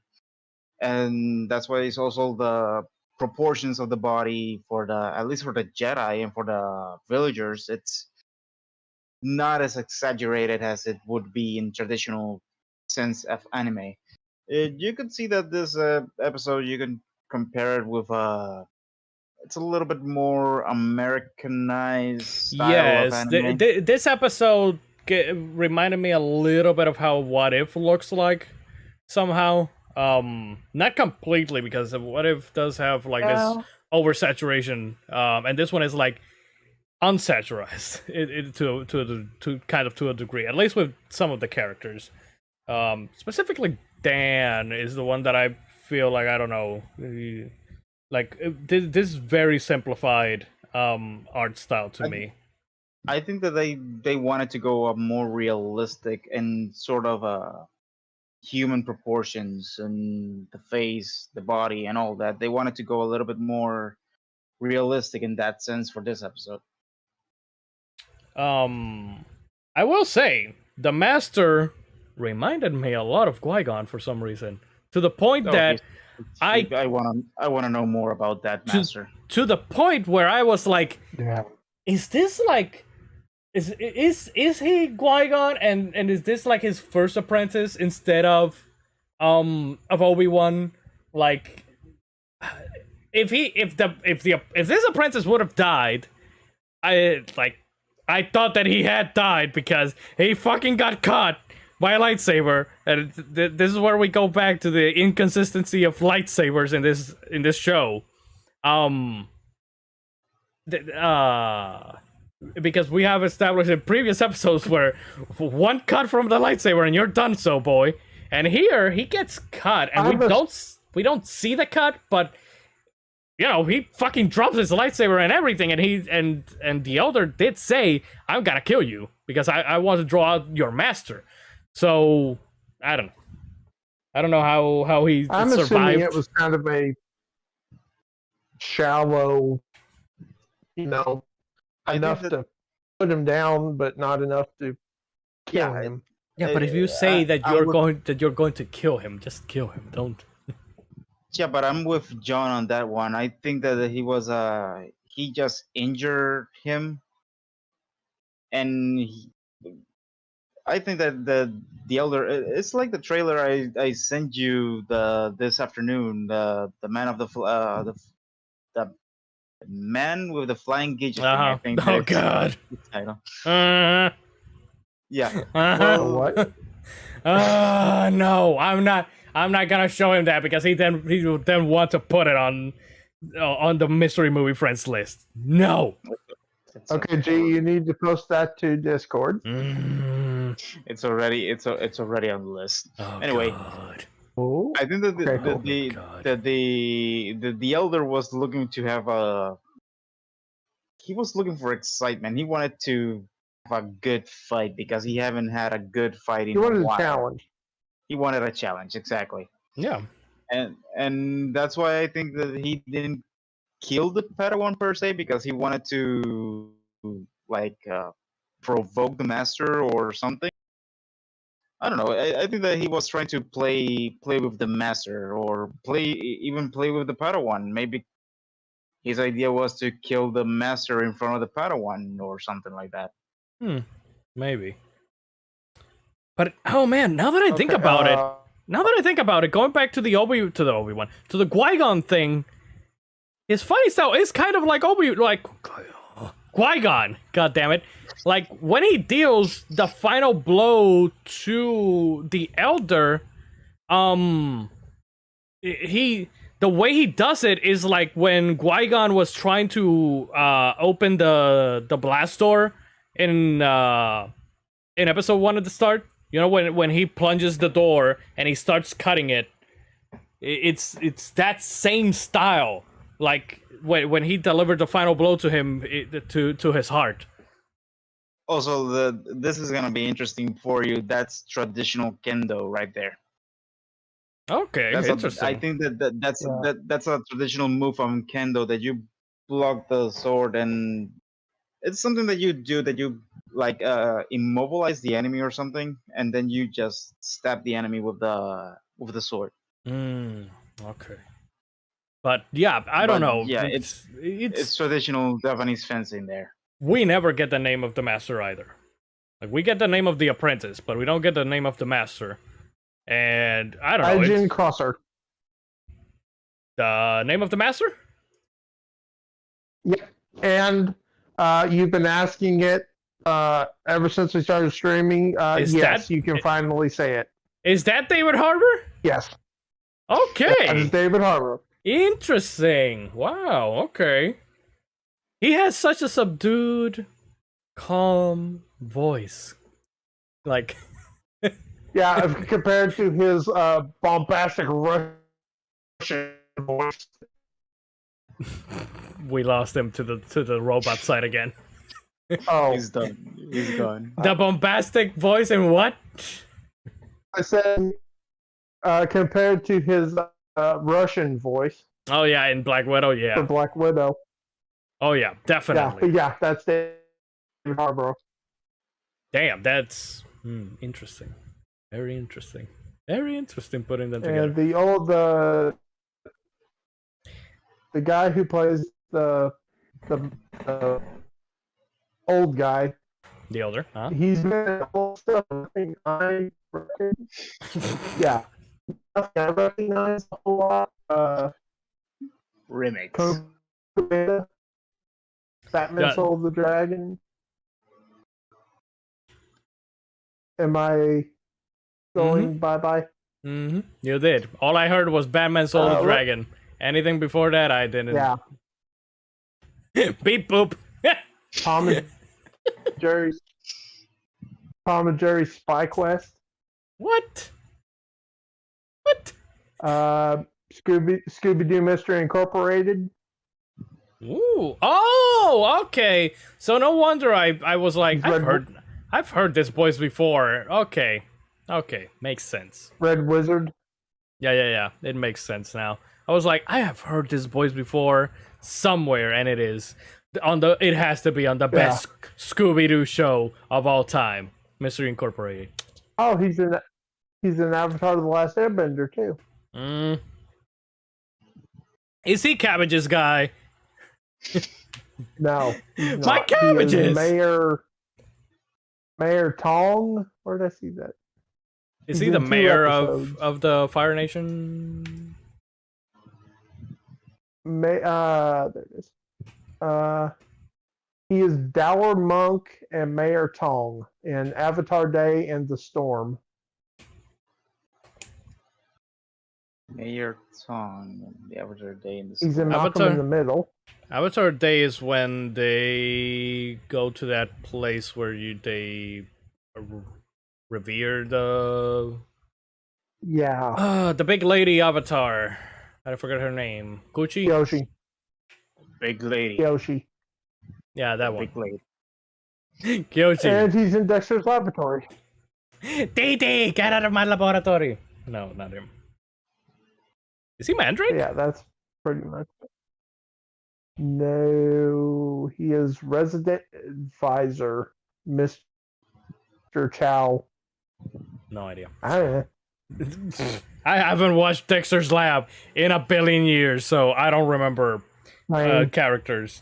But yeah, let me see what else I have written here. Dan is the anti-Anakin because he likes younglings. That's most definitely, yeah, that's true. But he's also Anakin because he doesn't listen to his master and goes face the fucking Sith. Well, he was turning around to come back, and he got kind of ambushed, and I think he was kind of had to fight. Mm-hmm. So yeah, he was not gonna get out of there.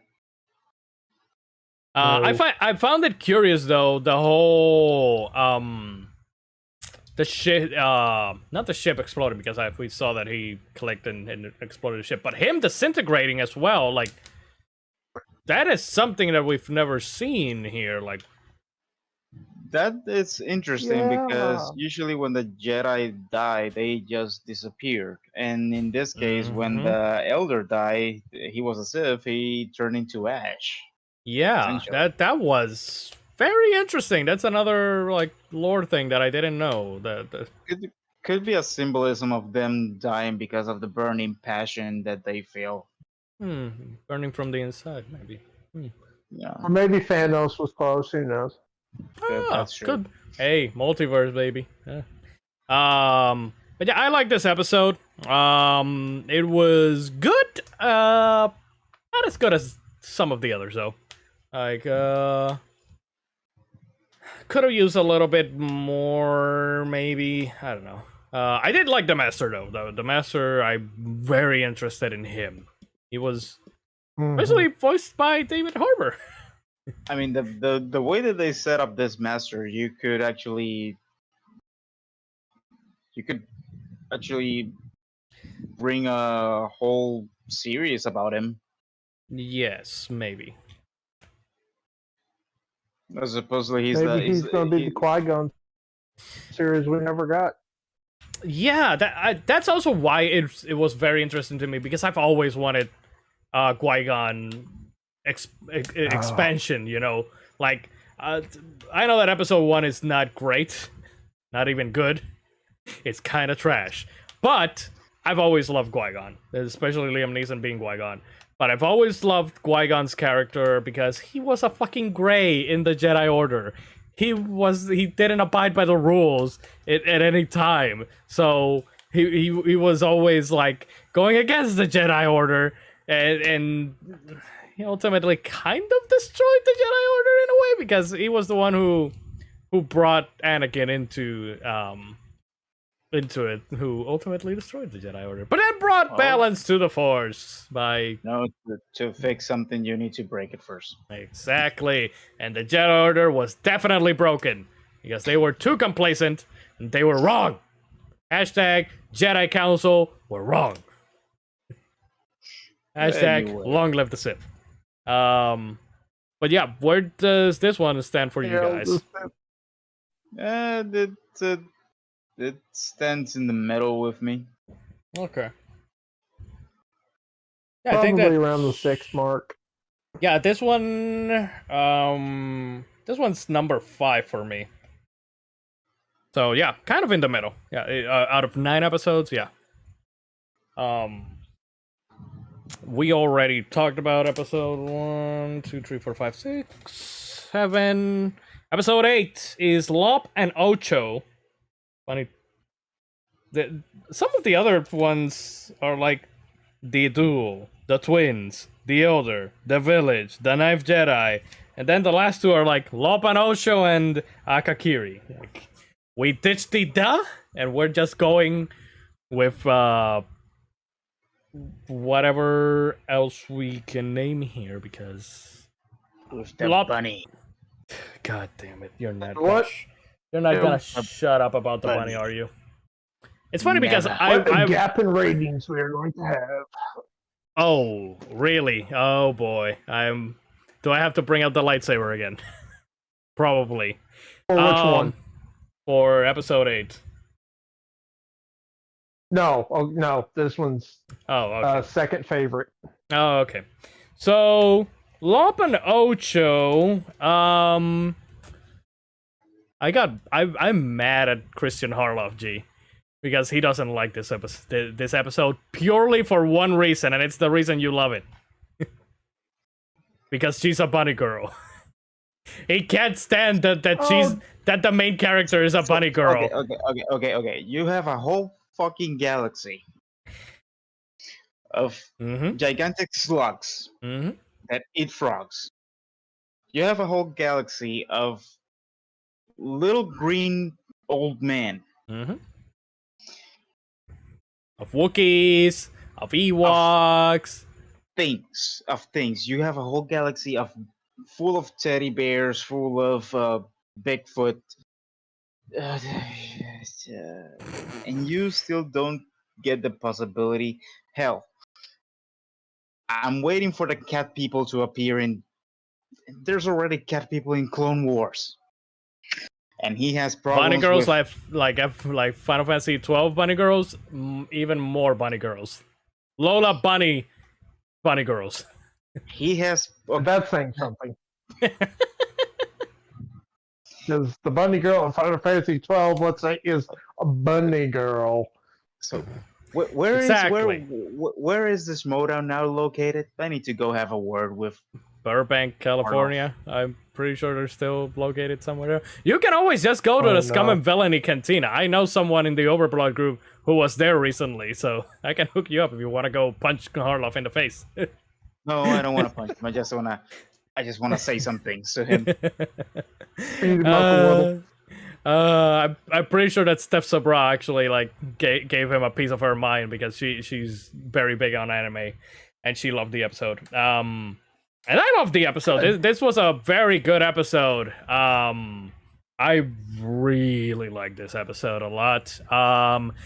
It's so refreshing to have a non-human character be the protagonist and be a fucking Jedi. Like, you know, Sorta? Sorta. Kinda. She doesn't necessarily uses the Force. She does. But she does. She does. She does. She picks up the normal sword with the Force. Yeah. So she does. Oh well, she's a Jedi. The Force is strong with the bunny girl. This episode's interesting because this is kind of Dragon Ball, but more subdued Dragon Ball because she starts looking at things with the Scouter, which is literally the Dragon Ball Scouter. Yeah. Yeah. And just like in Dragon Ball, they abandoned the whole because the reason that they used the scanner in Dragon Ball was to measure up what the energy level of a person was, and eventually they stopped using those because they could feel it. They could feel what the power level of the person was. Just like she abandoned it to actually feel the Force around her, because her father told her to. Well, her adopted father told her, see this with your own eyes. Don't look through that glass. I fucking love this one because of how very traditional Japanese this was. Even with the bunny girl. The beginning was a little bit for me, like when they were girls and whatnot. But it immediately cuts to 7 years later, and she stops being an illegal bunny girl. No. I literally wrote, "Gee, there's furries here, illegal furries. Oh no, wait, there's a time jump. They're legal." Well, did I send you something about Mythos would love this episode or something? I don't think you did. I don't think you did. Maybe I didn't. Yeah, maybe you thought about it and you didn't send it to me. I'm getting to know you jerks too much. Good. Kill him now. Do it. Oh wait. Me who? Yeah, you who? But yeah, this one had very great animation. By the way, the animation on this one was fantastic for me. I really loved it. Jesus Jedi passed down the lightsaber through the generations. Yeah. I really dug this episode because of the mythology as well, like because of the lore. The whole this lightsaber has been passed down through our household, through our clan. You know. So that's one of the great things that you're mentioning is that it's a lightsaber that is not built or created by a Jedi. It's actually something that was given to the ancestor of the family, and then the ancestor of the family passed it down generation to generation. Kind of reminds you of when Obi-Wan first told Luke, "This is your father's lightsaber." He wanted you to have this when you were older, which was bullshit. But still, it is a lightsaber passed down kind of through generations, for good or for worse. For better or for worse. At least she didn't point it straight at her head. That would be an interesting what if they did a what if and it's just Luke like looking at the lightsaber and then, well, he died. Well, fuck. Now we're doomed. Don't. Oh my god. But yeah, I love this one, and I really like the fact that they also used non-traditional Star Wars weaponry, like the big ass, huge ass Naruto style shuriken. Yeah. Yeah, when I saw the shuriken, it was like, oh shit, they're using jutsus now. When I saw that, And, all I could think of was.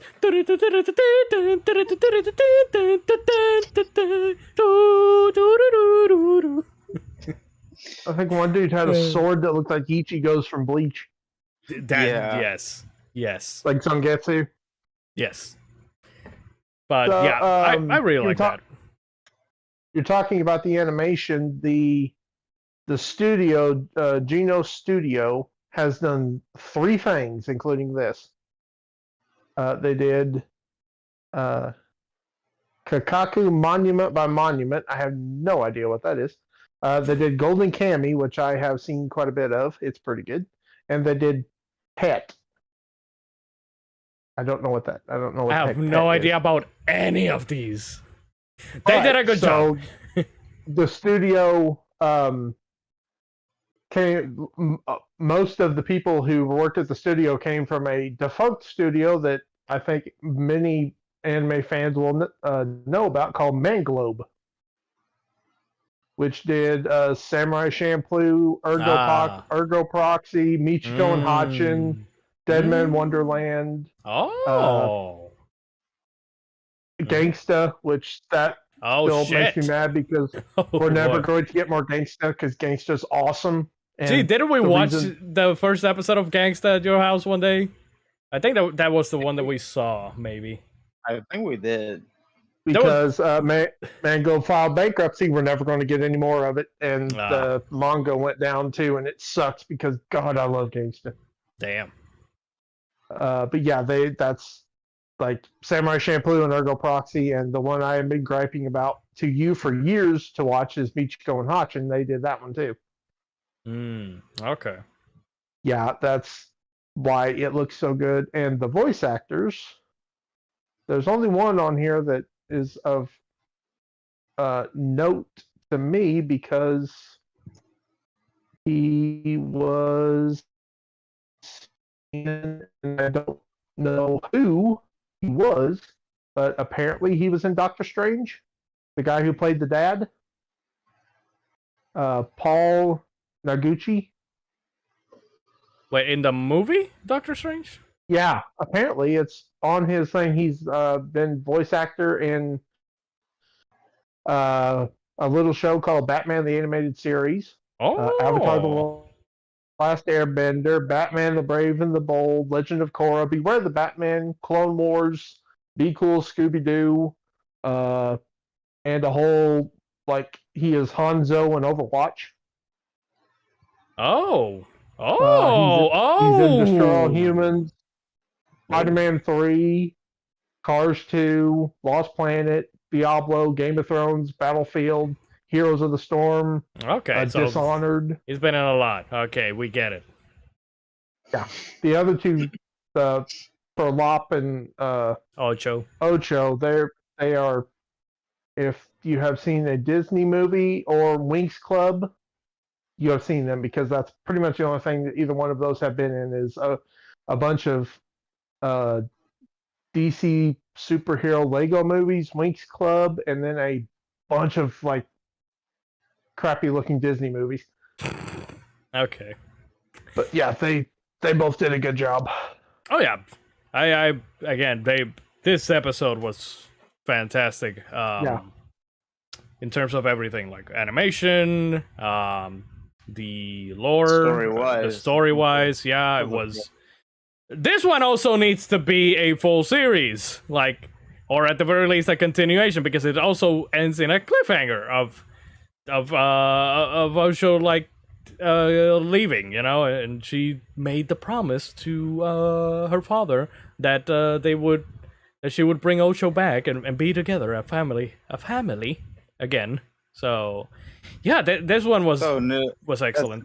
It's interesting that you mentioned Naruto because that's the premise of Naruto.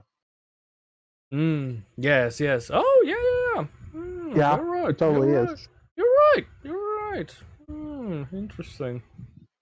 Yeah, I really like this one. Again, just like the last episode, though, we established that lightsabers don't mean shit, apparently, because she made a fucking X on Ocho's fucking chest, and she's still walking. Again, like John said, it was a shallow cut. Mm-hmm. I know she didn't want to kill her. In this case, I do believe it because she didn't want to kill Ocho. The other one, not so much. Yeah. I also really like this lightsaber handle, and the lightsaber. It had like runes, like carvings. Somehow, I don't know how you can make carvings on a fucking lightsaber, but sure, I'll allow it. Almost made me wonder if there was like a metal thing going up it, and then the lightsaber was forming around it, but we never really saw that. So yeah.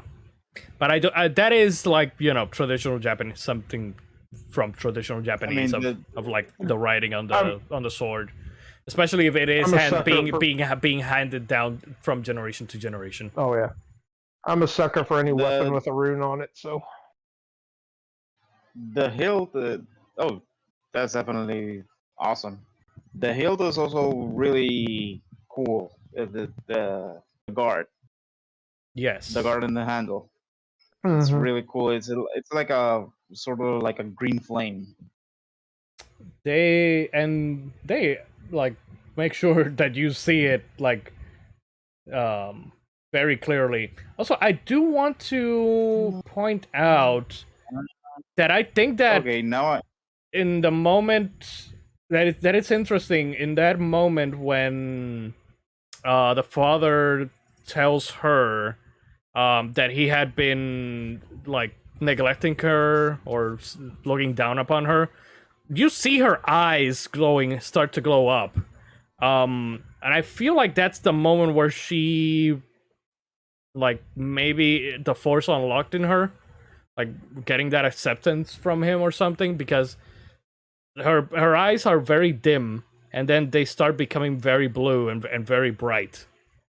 Also, this whole interesting thing of the that the father does too of this circle around them to show her the whole legacy of the Jedi and all that stuff. That is very cool. I absolutely love that.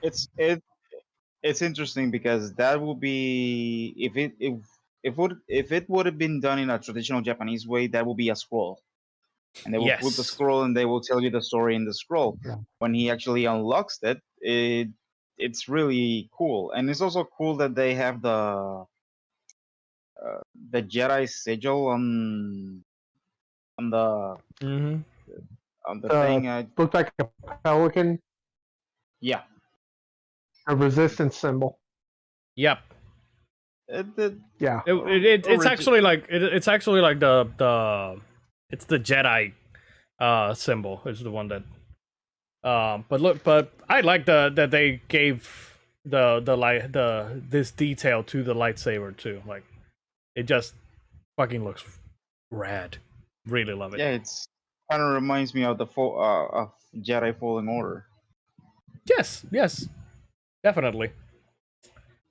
Yeah. So By the way, John, the girl that voices Lop in Japanese, does the voice for Eri in My Hero Academia. Airy. You're gonna have to remind me. The girl with the horn. Oh yeah. Okay. Oh, that's cool. So this one ranks number 3 for me. After Ninth Jedi. I see. Yeah. But again, I really need more of this one. So moving on, because we are starting to get close to 3 hours. Jesus H. Christ. The last episode is episode 9, Akakiri. John, you mentioned that this one was made by the same ones who did which one? The TOB1? Yes. Okay. Very different animation style. Way different Very. animation style. Short And stream, by the way. quality. Yes, the quality on this one also, like, it's almost like they used the budget. It's almost the same as with Studio Trigger. They used the budget on the first episode that they did, and then the leftover budget they used it for the second episode that they did, because you know you can definitely notice that there is like, yeah. I'm not so much talking about the like animation quality. I actually really like the animation quality. I'm just talking about the quality of the episode because this one is dead last for me.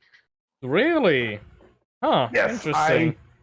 I gave it a fair chance on the second watch, and it does not. I mean, even Tatooine Rhapsody, it's better than this one. I do not like this one at all. Tell the truth, John. Tell the truth. Tell the truth. It was that manly woman. The Sith. I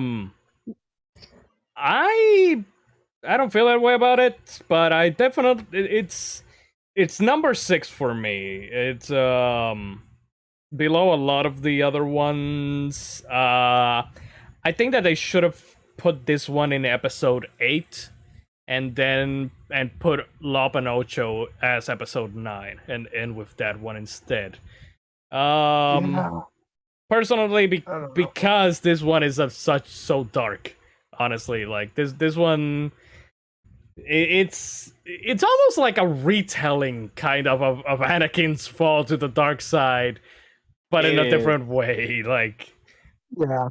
it's the same thing of him trying to save someone that I guess he loves. We don't really get too much out of these people, which is why I don't like it as much as the other episodes. Yeah, that's my problem with it.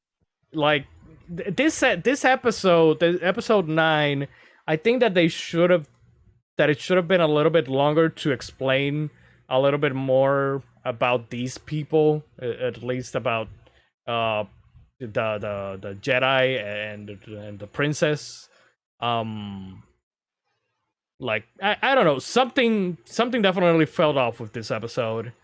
I will say again, the Jedi Subaki, he reminded he looks like, he either looks like Pancho Villa, Sancho Panza, Don Quixote, Jibarito from Puerto Rico. I don't know. The fucking straw hat that he was wearing just made him look interesting.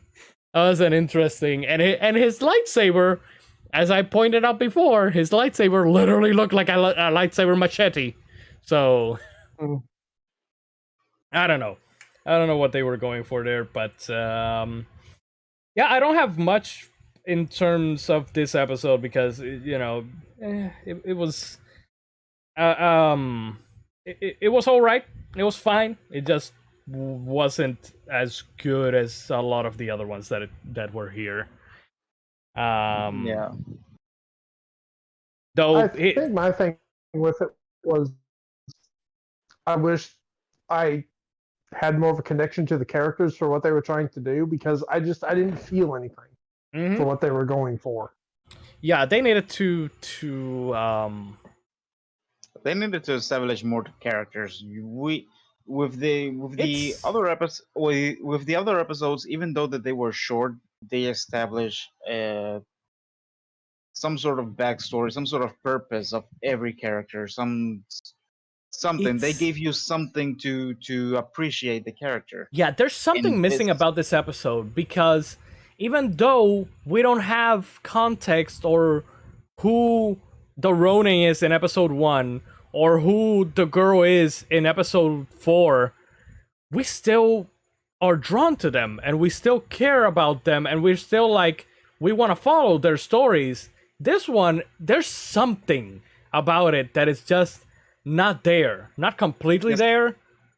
In the episode of the duel, you get this sense of mystery of who's the Ronin, what he did before, and what he's going to do now, or why he is a gray. In episode number 4, you get the girl that she does have a past, but now she's like trying to become better in the future, and there's an adventure there. In this episode, there's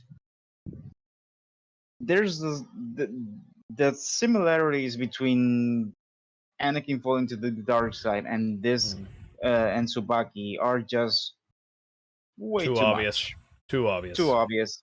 And we already know the story of Anakin Skywalker. So it would be just like another repeat of that story. That is the thing that makes this like a miss opportunity for me, because it's the same character again.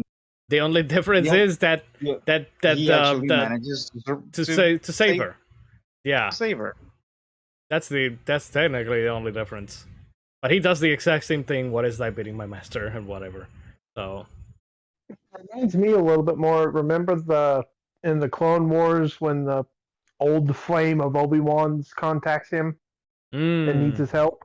It reminds me a little more of that one.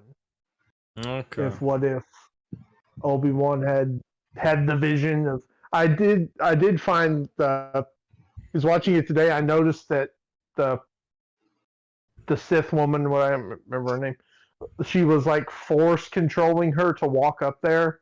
Oh yeah, I noticed it too. On the second watch, I also noticed it. Like that was pretty cool. And I'm guessing that she could enter his mind and know why is it that he was getting the vision nightmares and stuff. Yeah. Because you can see him. She's way OP for Dark Lord. Oh yeah, compared to others, yes. Yeah, this was the second shortest episode of the show. Only it's 12:59, and Tatooine Rhapsody was 12:45. So it's Interesting. about 14 seconds longer than the shortest episode. Yeah. Interesting. So yeah, it definitely felt kind of rushed to me, honestly. Like, I don't know. It's something about it that just didn't click, but I didn't hate it like you did, John. I don't technically, I don't guess I really hate it. I just, yeah, it was a complete missed opportunity, and it's the worst episode of the show. Like there was a lot that could have been done there had it been a longer thing to get to know more. Like on the second watch, I found a scene of them in the flashback. I was like, okay, this is really interesting. I want more. But yeah, it's my least favorite episode by. I won't say quite a bit. Okay, but it's below Tatooine Raps.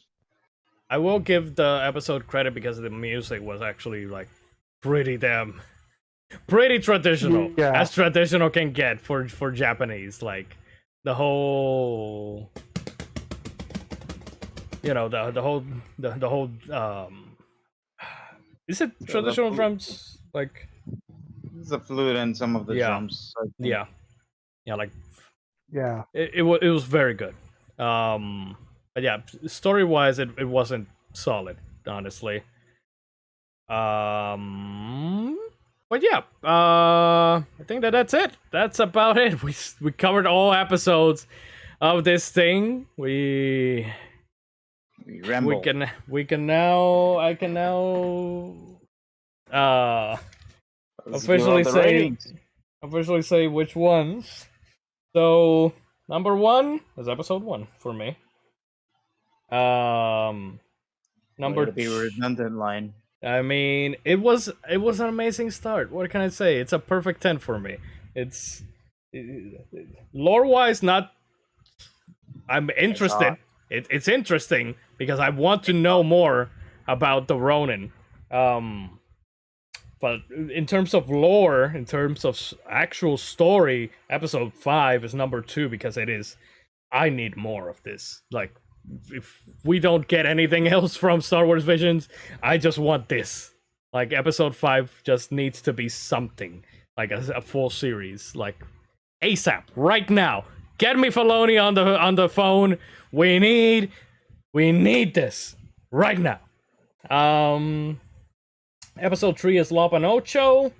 Again, another one that ended like on a cliffhanger, and we need more of it.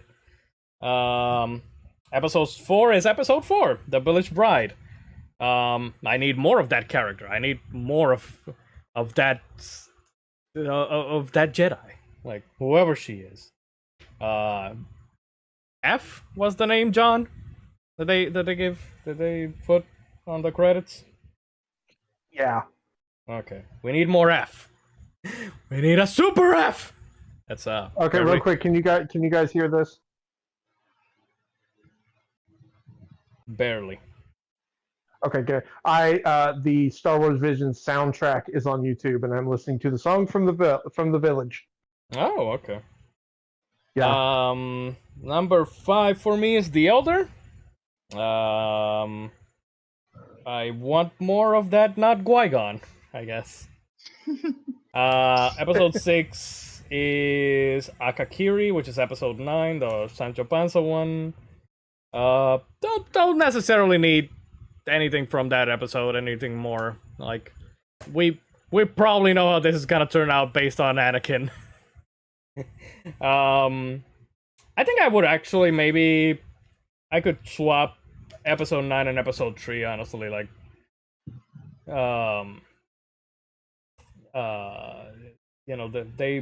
I can interchange them either way. Like, episode 7 or episode 3 is number 7 for me. Episode 6 is number 8 for me. Too Kitty. I know that you guys loved it. I know, I get it. Not for me though. Tatooine Rap. We know. I don't have a heart. I'm starting to become Mito slowly. I'm being ignored. Episode 2, Tatooine Rhapsody, is my least favorite one still. I don't care about the slice of life. So yeah, you guys give your rankings. Wanna go first, John? Sure. Give me a second to actually. Number one for me is just it's a slam dunk, easy pick is the Village. That one's just so good. Number two is La Pinocho. I need more. Again, like the top five of all these are like I need more. Mhm. Number three is uh, hang on. I'm pulling a U tonight lie in my memory. I need to actually get the list of the episodes up. Put it on the list. Okay, there we go. Okay, The Village, La Pinocho, The Ninth Jedi, Toby Wan. I'm an Astro Boy mark, and that was the best Astro Boy thing we've got in a very long time. The twins, I love Studio Trigger just going completely bonkers, and this was Studio Trigger completely bonkers, and it was great.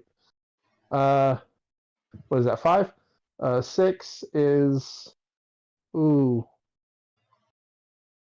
I'm on the Duel. I'm gonna do number 6 is the Duel.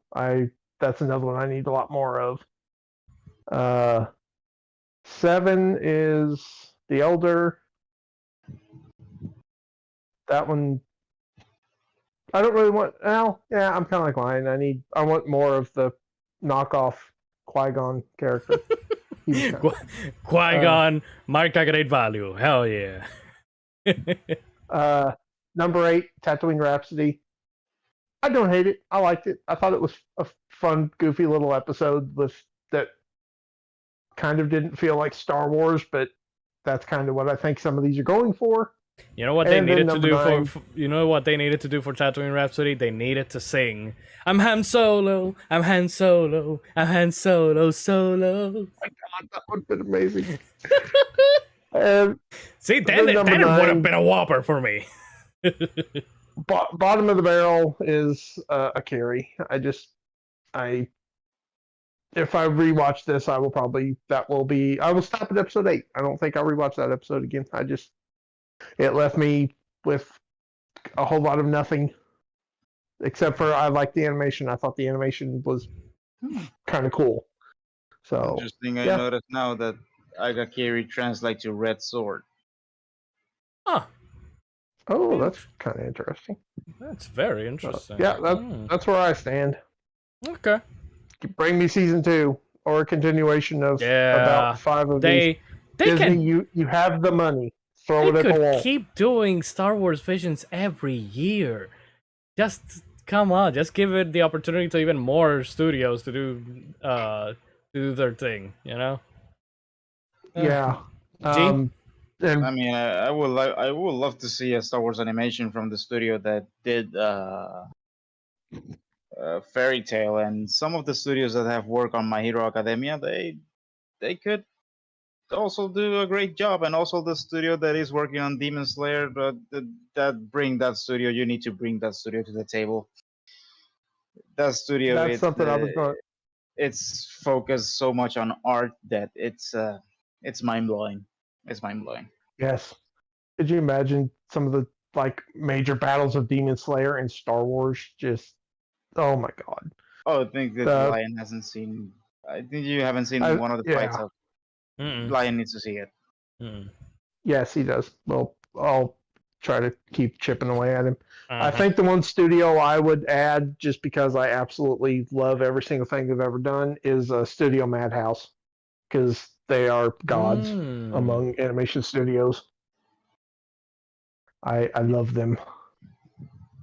Okay. So, my rating. The first spot is shared. That's why I said it's all my. Hey, if this series doesn't care about rules, neither do I. You know the rules, and so do I. God. The first spot is actually shared by The Village Bride and The Ninth Jedi. Okay. purely because I need more of those two series, and just more, like More. Kylo says, more. Yeah. More. Oh, More. More. So the second episode will be Love and Osho, the second rating, also like Kylo says, more. Yeah, we know why you want And more of that one. I got my reasons. I mean, I don't blame him. Say John is with me. So the third spot will be the duel, of course. You have said it before, and I will say it again. More. Number 4 will be the Elder. Number 5, Toby, because it has heart. And if something has heart, it needs to be there. It needs to be Top ripped out. Yeah, got Fuck you. it. Number 6 will be the Twins. Number 7 will be Tatooine Rhapsody because of the way that I approach it, which is like, well, I'm watching another Beyblade episode, so leave it there. And that last, like John, Akakiri, because, well, it's Anakin Skywalker all over again, and I don't want anyone complaining about San ever again. We need a Beyblade episode of Star Wars. It's Beyblade. Instead of Beyblade with lightsabers. oh man, we need a Yu-Gi-Oh Star Wars episode, like Palpatine. I challenge you to a duel. Yeah, and they bust out the cards. I think the Discord. I think the general Discord has the GIF of what we're all thinking. What?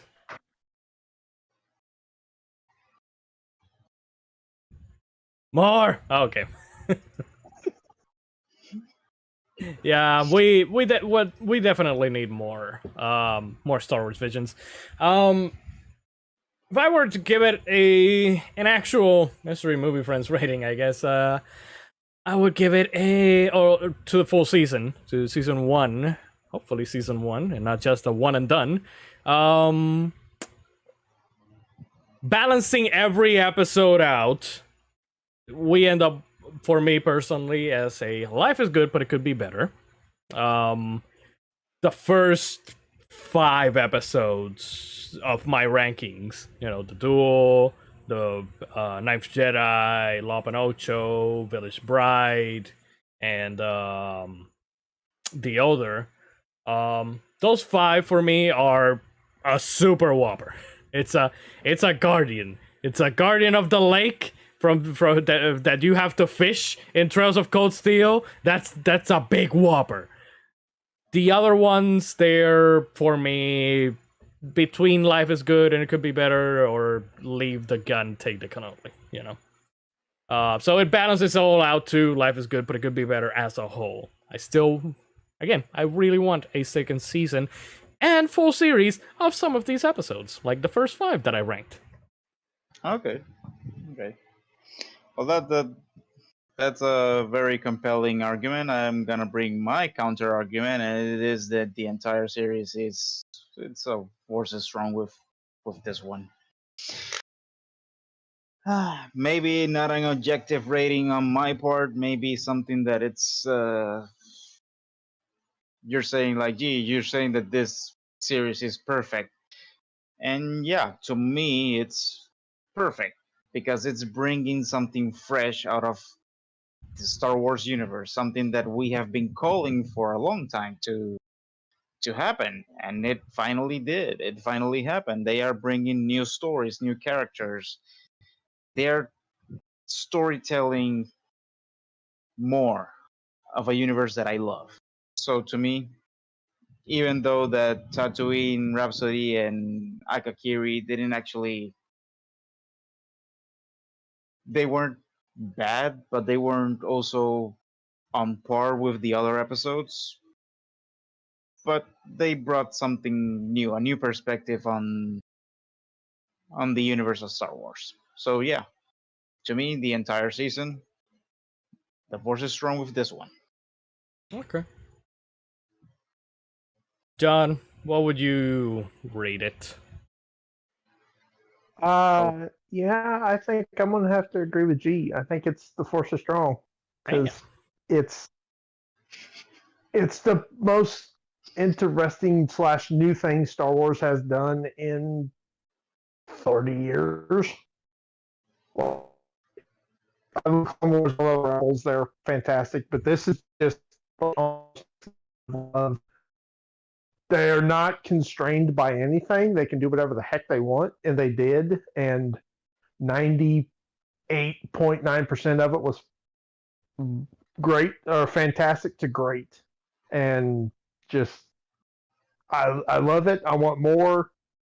I don't want them to get bogged down by all the crap that the studio is probably going to see now of like people like this, so we gotta take more control. No, hands off. We take the mouse out and tie him up and put him in a closet and just let Japan do what they do, what they did, and keep it coming. And if they do that, I think this could be some of the coolest Star Wars we've had in a very, very, very long time. And there's these that I want to see a lot more of in the future, and I hope we do, either in continuation of series, or there's a couple of them I'm like, that could be very cool in a game setting. I could take some of those as a video game. I don't think it'll ever happen, but yeah, it's the Force is strong. It's great. I will, and it's short. It's something you can sit down and watch. Oh yeah, 2 hours. Just if you just want Star Wars, if you want Star Wars that's not constrained by the crap of Star Wars, this is what you watch. So yeah, it's the great thing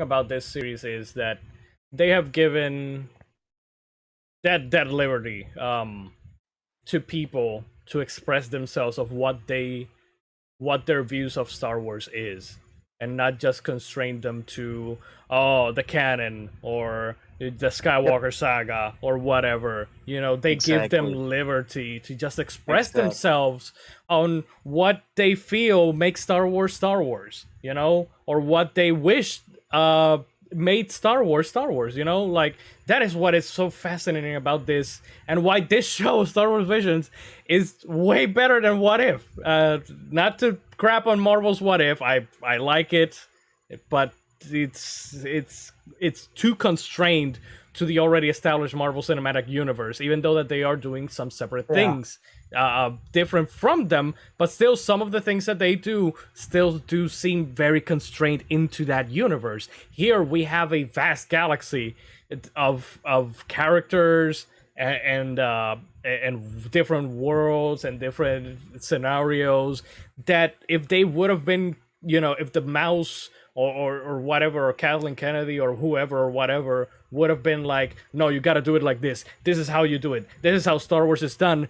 None of these would have turned out as great as they did, So I am very happy and I'm very pleased, and I really hope that they continue doing this. Again, they could do this series, this Star Wars Visions. They could keep doing it every year for Star Wars with different studios, or maybe continuing other some of these episodes, which hopefully they do.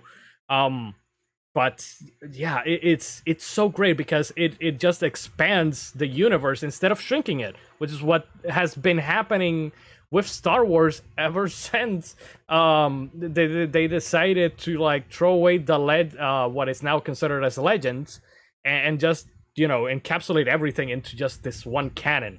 It's more fun this way. Star Wars it's more fun when people can express themselves freely like this instead of constraining them.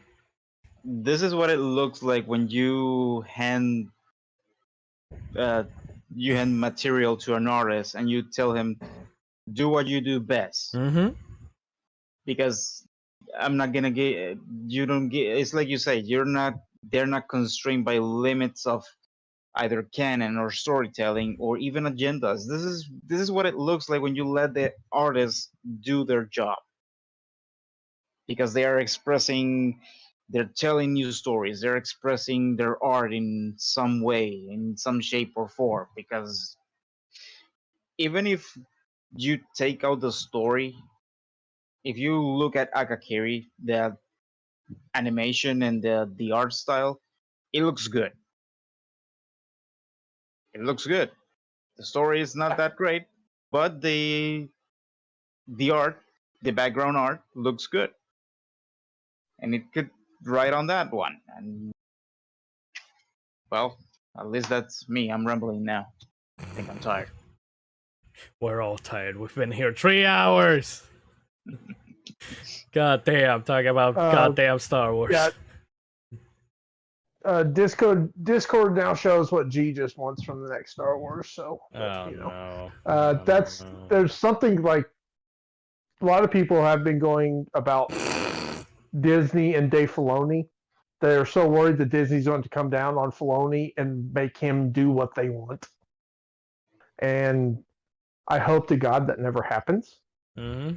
Because I want Dave Filoni to be over here and Disney to be over here, and there be a adamantium wall in between them, and just high enough to keep anybody from getting over, but enough for Disney to toss money over the top at him and tell him to go. Like, it'll be very interesting to see what the next They can't season be of Mando. They can't be that stupid. They can't be that stupid and come down on Jon Favreau and Dave Filoni. Oh, they can. I mean, if they see a chance to, like, oh, if we take more control of this, maybe we can make more money. They can, and they it won't happen because it's going to suck.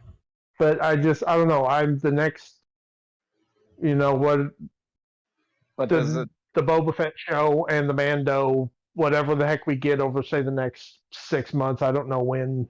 But that's the thing, that they did come down on the on Favreau, and but it wasn't it wasn't Disney. It was Marvel Studios. It's because it's specifically talking to Iron Man 2, where they had to like connect everything in that movie. That's why that movie isn't that great, because they tried to hammer in so much of the rest of the Marvel universe into that, the whole Shield initiative and Black Widow and all the stuff. I still like that movie a lot. I still recognize that it has problems. So that's the thing. But with Star Wars, if they are stupid, they are gonna do just that and come down on Filoni and Favreau, because remember that the movies didn't perform. Yes, and that's why I'm like, okay, we've gotten like good reception out of the shows and not so much of the movies, so I'm hoping that is a message to Disney that, don't interfere with the shows, our future movies, because then you're going to get a Rise of Skywalker. And, you don't want another Rise of Skywalker, Disney. You can kind of, and I absolutely adore Mando Season 2, but I could already kind of possibly see it with the fact that, okay, we're going to use Mando Season 2 to introduce, what was it, like 4 new shows with Boba Fett, Ahsoka, Cara Dune, which I don't think that's happening. And she's not happening, but the Rangers of the New Republic is still happening, even without her. Yeah. So that's kind of the whole thing. And I'm like, okay, is it now Disney coming and going like, okay, we're going to use you to introduce all these new shows, screw your storyline, which they still kept the storyline in Mando Season 2 on point, and it was great. But I just don't want Disney to see these things. Okay, we have to expand this. We're using this to do this. We have, just let Favreau and Filoni have the money and just let them do whatever they want, because they did a really good job so far. Yes. I don't know. The next year, I think, is going to be really interesting with Star Wars stuff, because we don't know what's coming outside of what's coming in December. I don't think we have any. I mean, Boba Fett, Mando, Obi-Wan just wrapped up filming. Andor, Yeah. or it began. Did it finish or did it begin? I think that Andor finished filming. Obi-Wan, I don't know if it started or finished. We still have I the want to say it Ahsoka. finished. We still have the Ahsoka show, the Rangers of the New Republic show. I'm assuming there will be a second season of Bad Batch. I haven't watched past episode 3 of Bad Batch, so I don't know. There should be, because it ends on a cliffhanger, I think. Okay. Well, regardless of what they do, it's all a big black for me. So. Oh yeah. Sadly for you. Yeah. I mean, what the week that you come back. When did? Oh shit, no, because you come back on the week of the 8th, was it? 3rd. Oh, the 3rd, and Boba Fett is December 27th, right? So no, you won't be able to watch Boba Fett. You might be able to. You might be able to watch Hawkeye though, depending on how many episodes is it? 6. I think so. I think that you're better off. I think that you would be better off just leaving it for when you actually come back instead. Yeah, when everything is done. Yeah. Oh. Anyways. Have so much work. Oh boy. Oh boy. You will. You will. Anyways, people, it's been 3 hours and 13 minutes. This was the shortest stream. It was the shortest stream. We're all tired. We're ready to call it. So yeah, it was fun though. It was fun talking about this. About Star Wars Visions. Really, really great show. Really, really great show. I'd like to do more of these episodic review kind of things like this. We'll need to be careful on what we pick. We could. Yeah, no. We need to throw line into the deep end of an anime, preferably Demon Slayer. No, but you would have to be here for that. So that's 500,000 episodes. No, no, it's one season. That's 500,000 episodes. I have spoken. I watched it in a week. Marvel's What If. You're thinking about One Piece. That's 800. That's 8 billion episodes. So no. Anyways, let's go, kids. We're tired. Yeah. We're ready to hit the hay. Well, you guys, I'm gonna be playing. Anyways, thank you everybody so much for coming by, for watching, chatting, lurking. I will hopefully be back tomorrow, finally, with a video game stream. I haven't been able to do video games because of Luma. Hopefully tomorrow I can do First Strike. Tomorrow, Maximum Carnage. Hopefully. We'll see. Or no, wait. Finally. Tomorrow, Hot Wheels Extravaganza. And then on Friday, Maximum Carnage. Anyways, whatever. I'll be back. Just know, hopefully, if I have electricity, I'll be back. That's it. That's all. Anyways, people, till next time, may your hearts be your guiding key. Remember, stay inside, stay alive, stay hydrated. I'm losing my voice. And stay hydrated, and have a good yourselves. Have a good night. And, wait. What? May the Force be with you. Always. Bye. Peace. I barely heard it. See ya.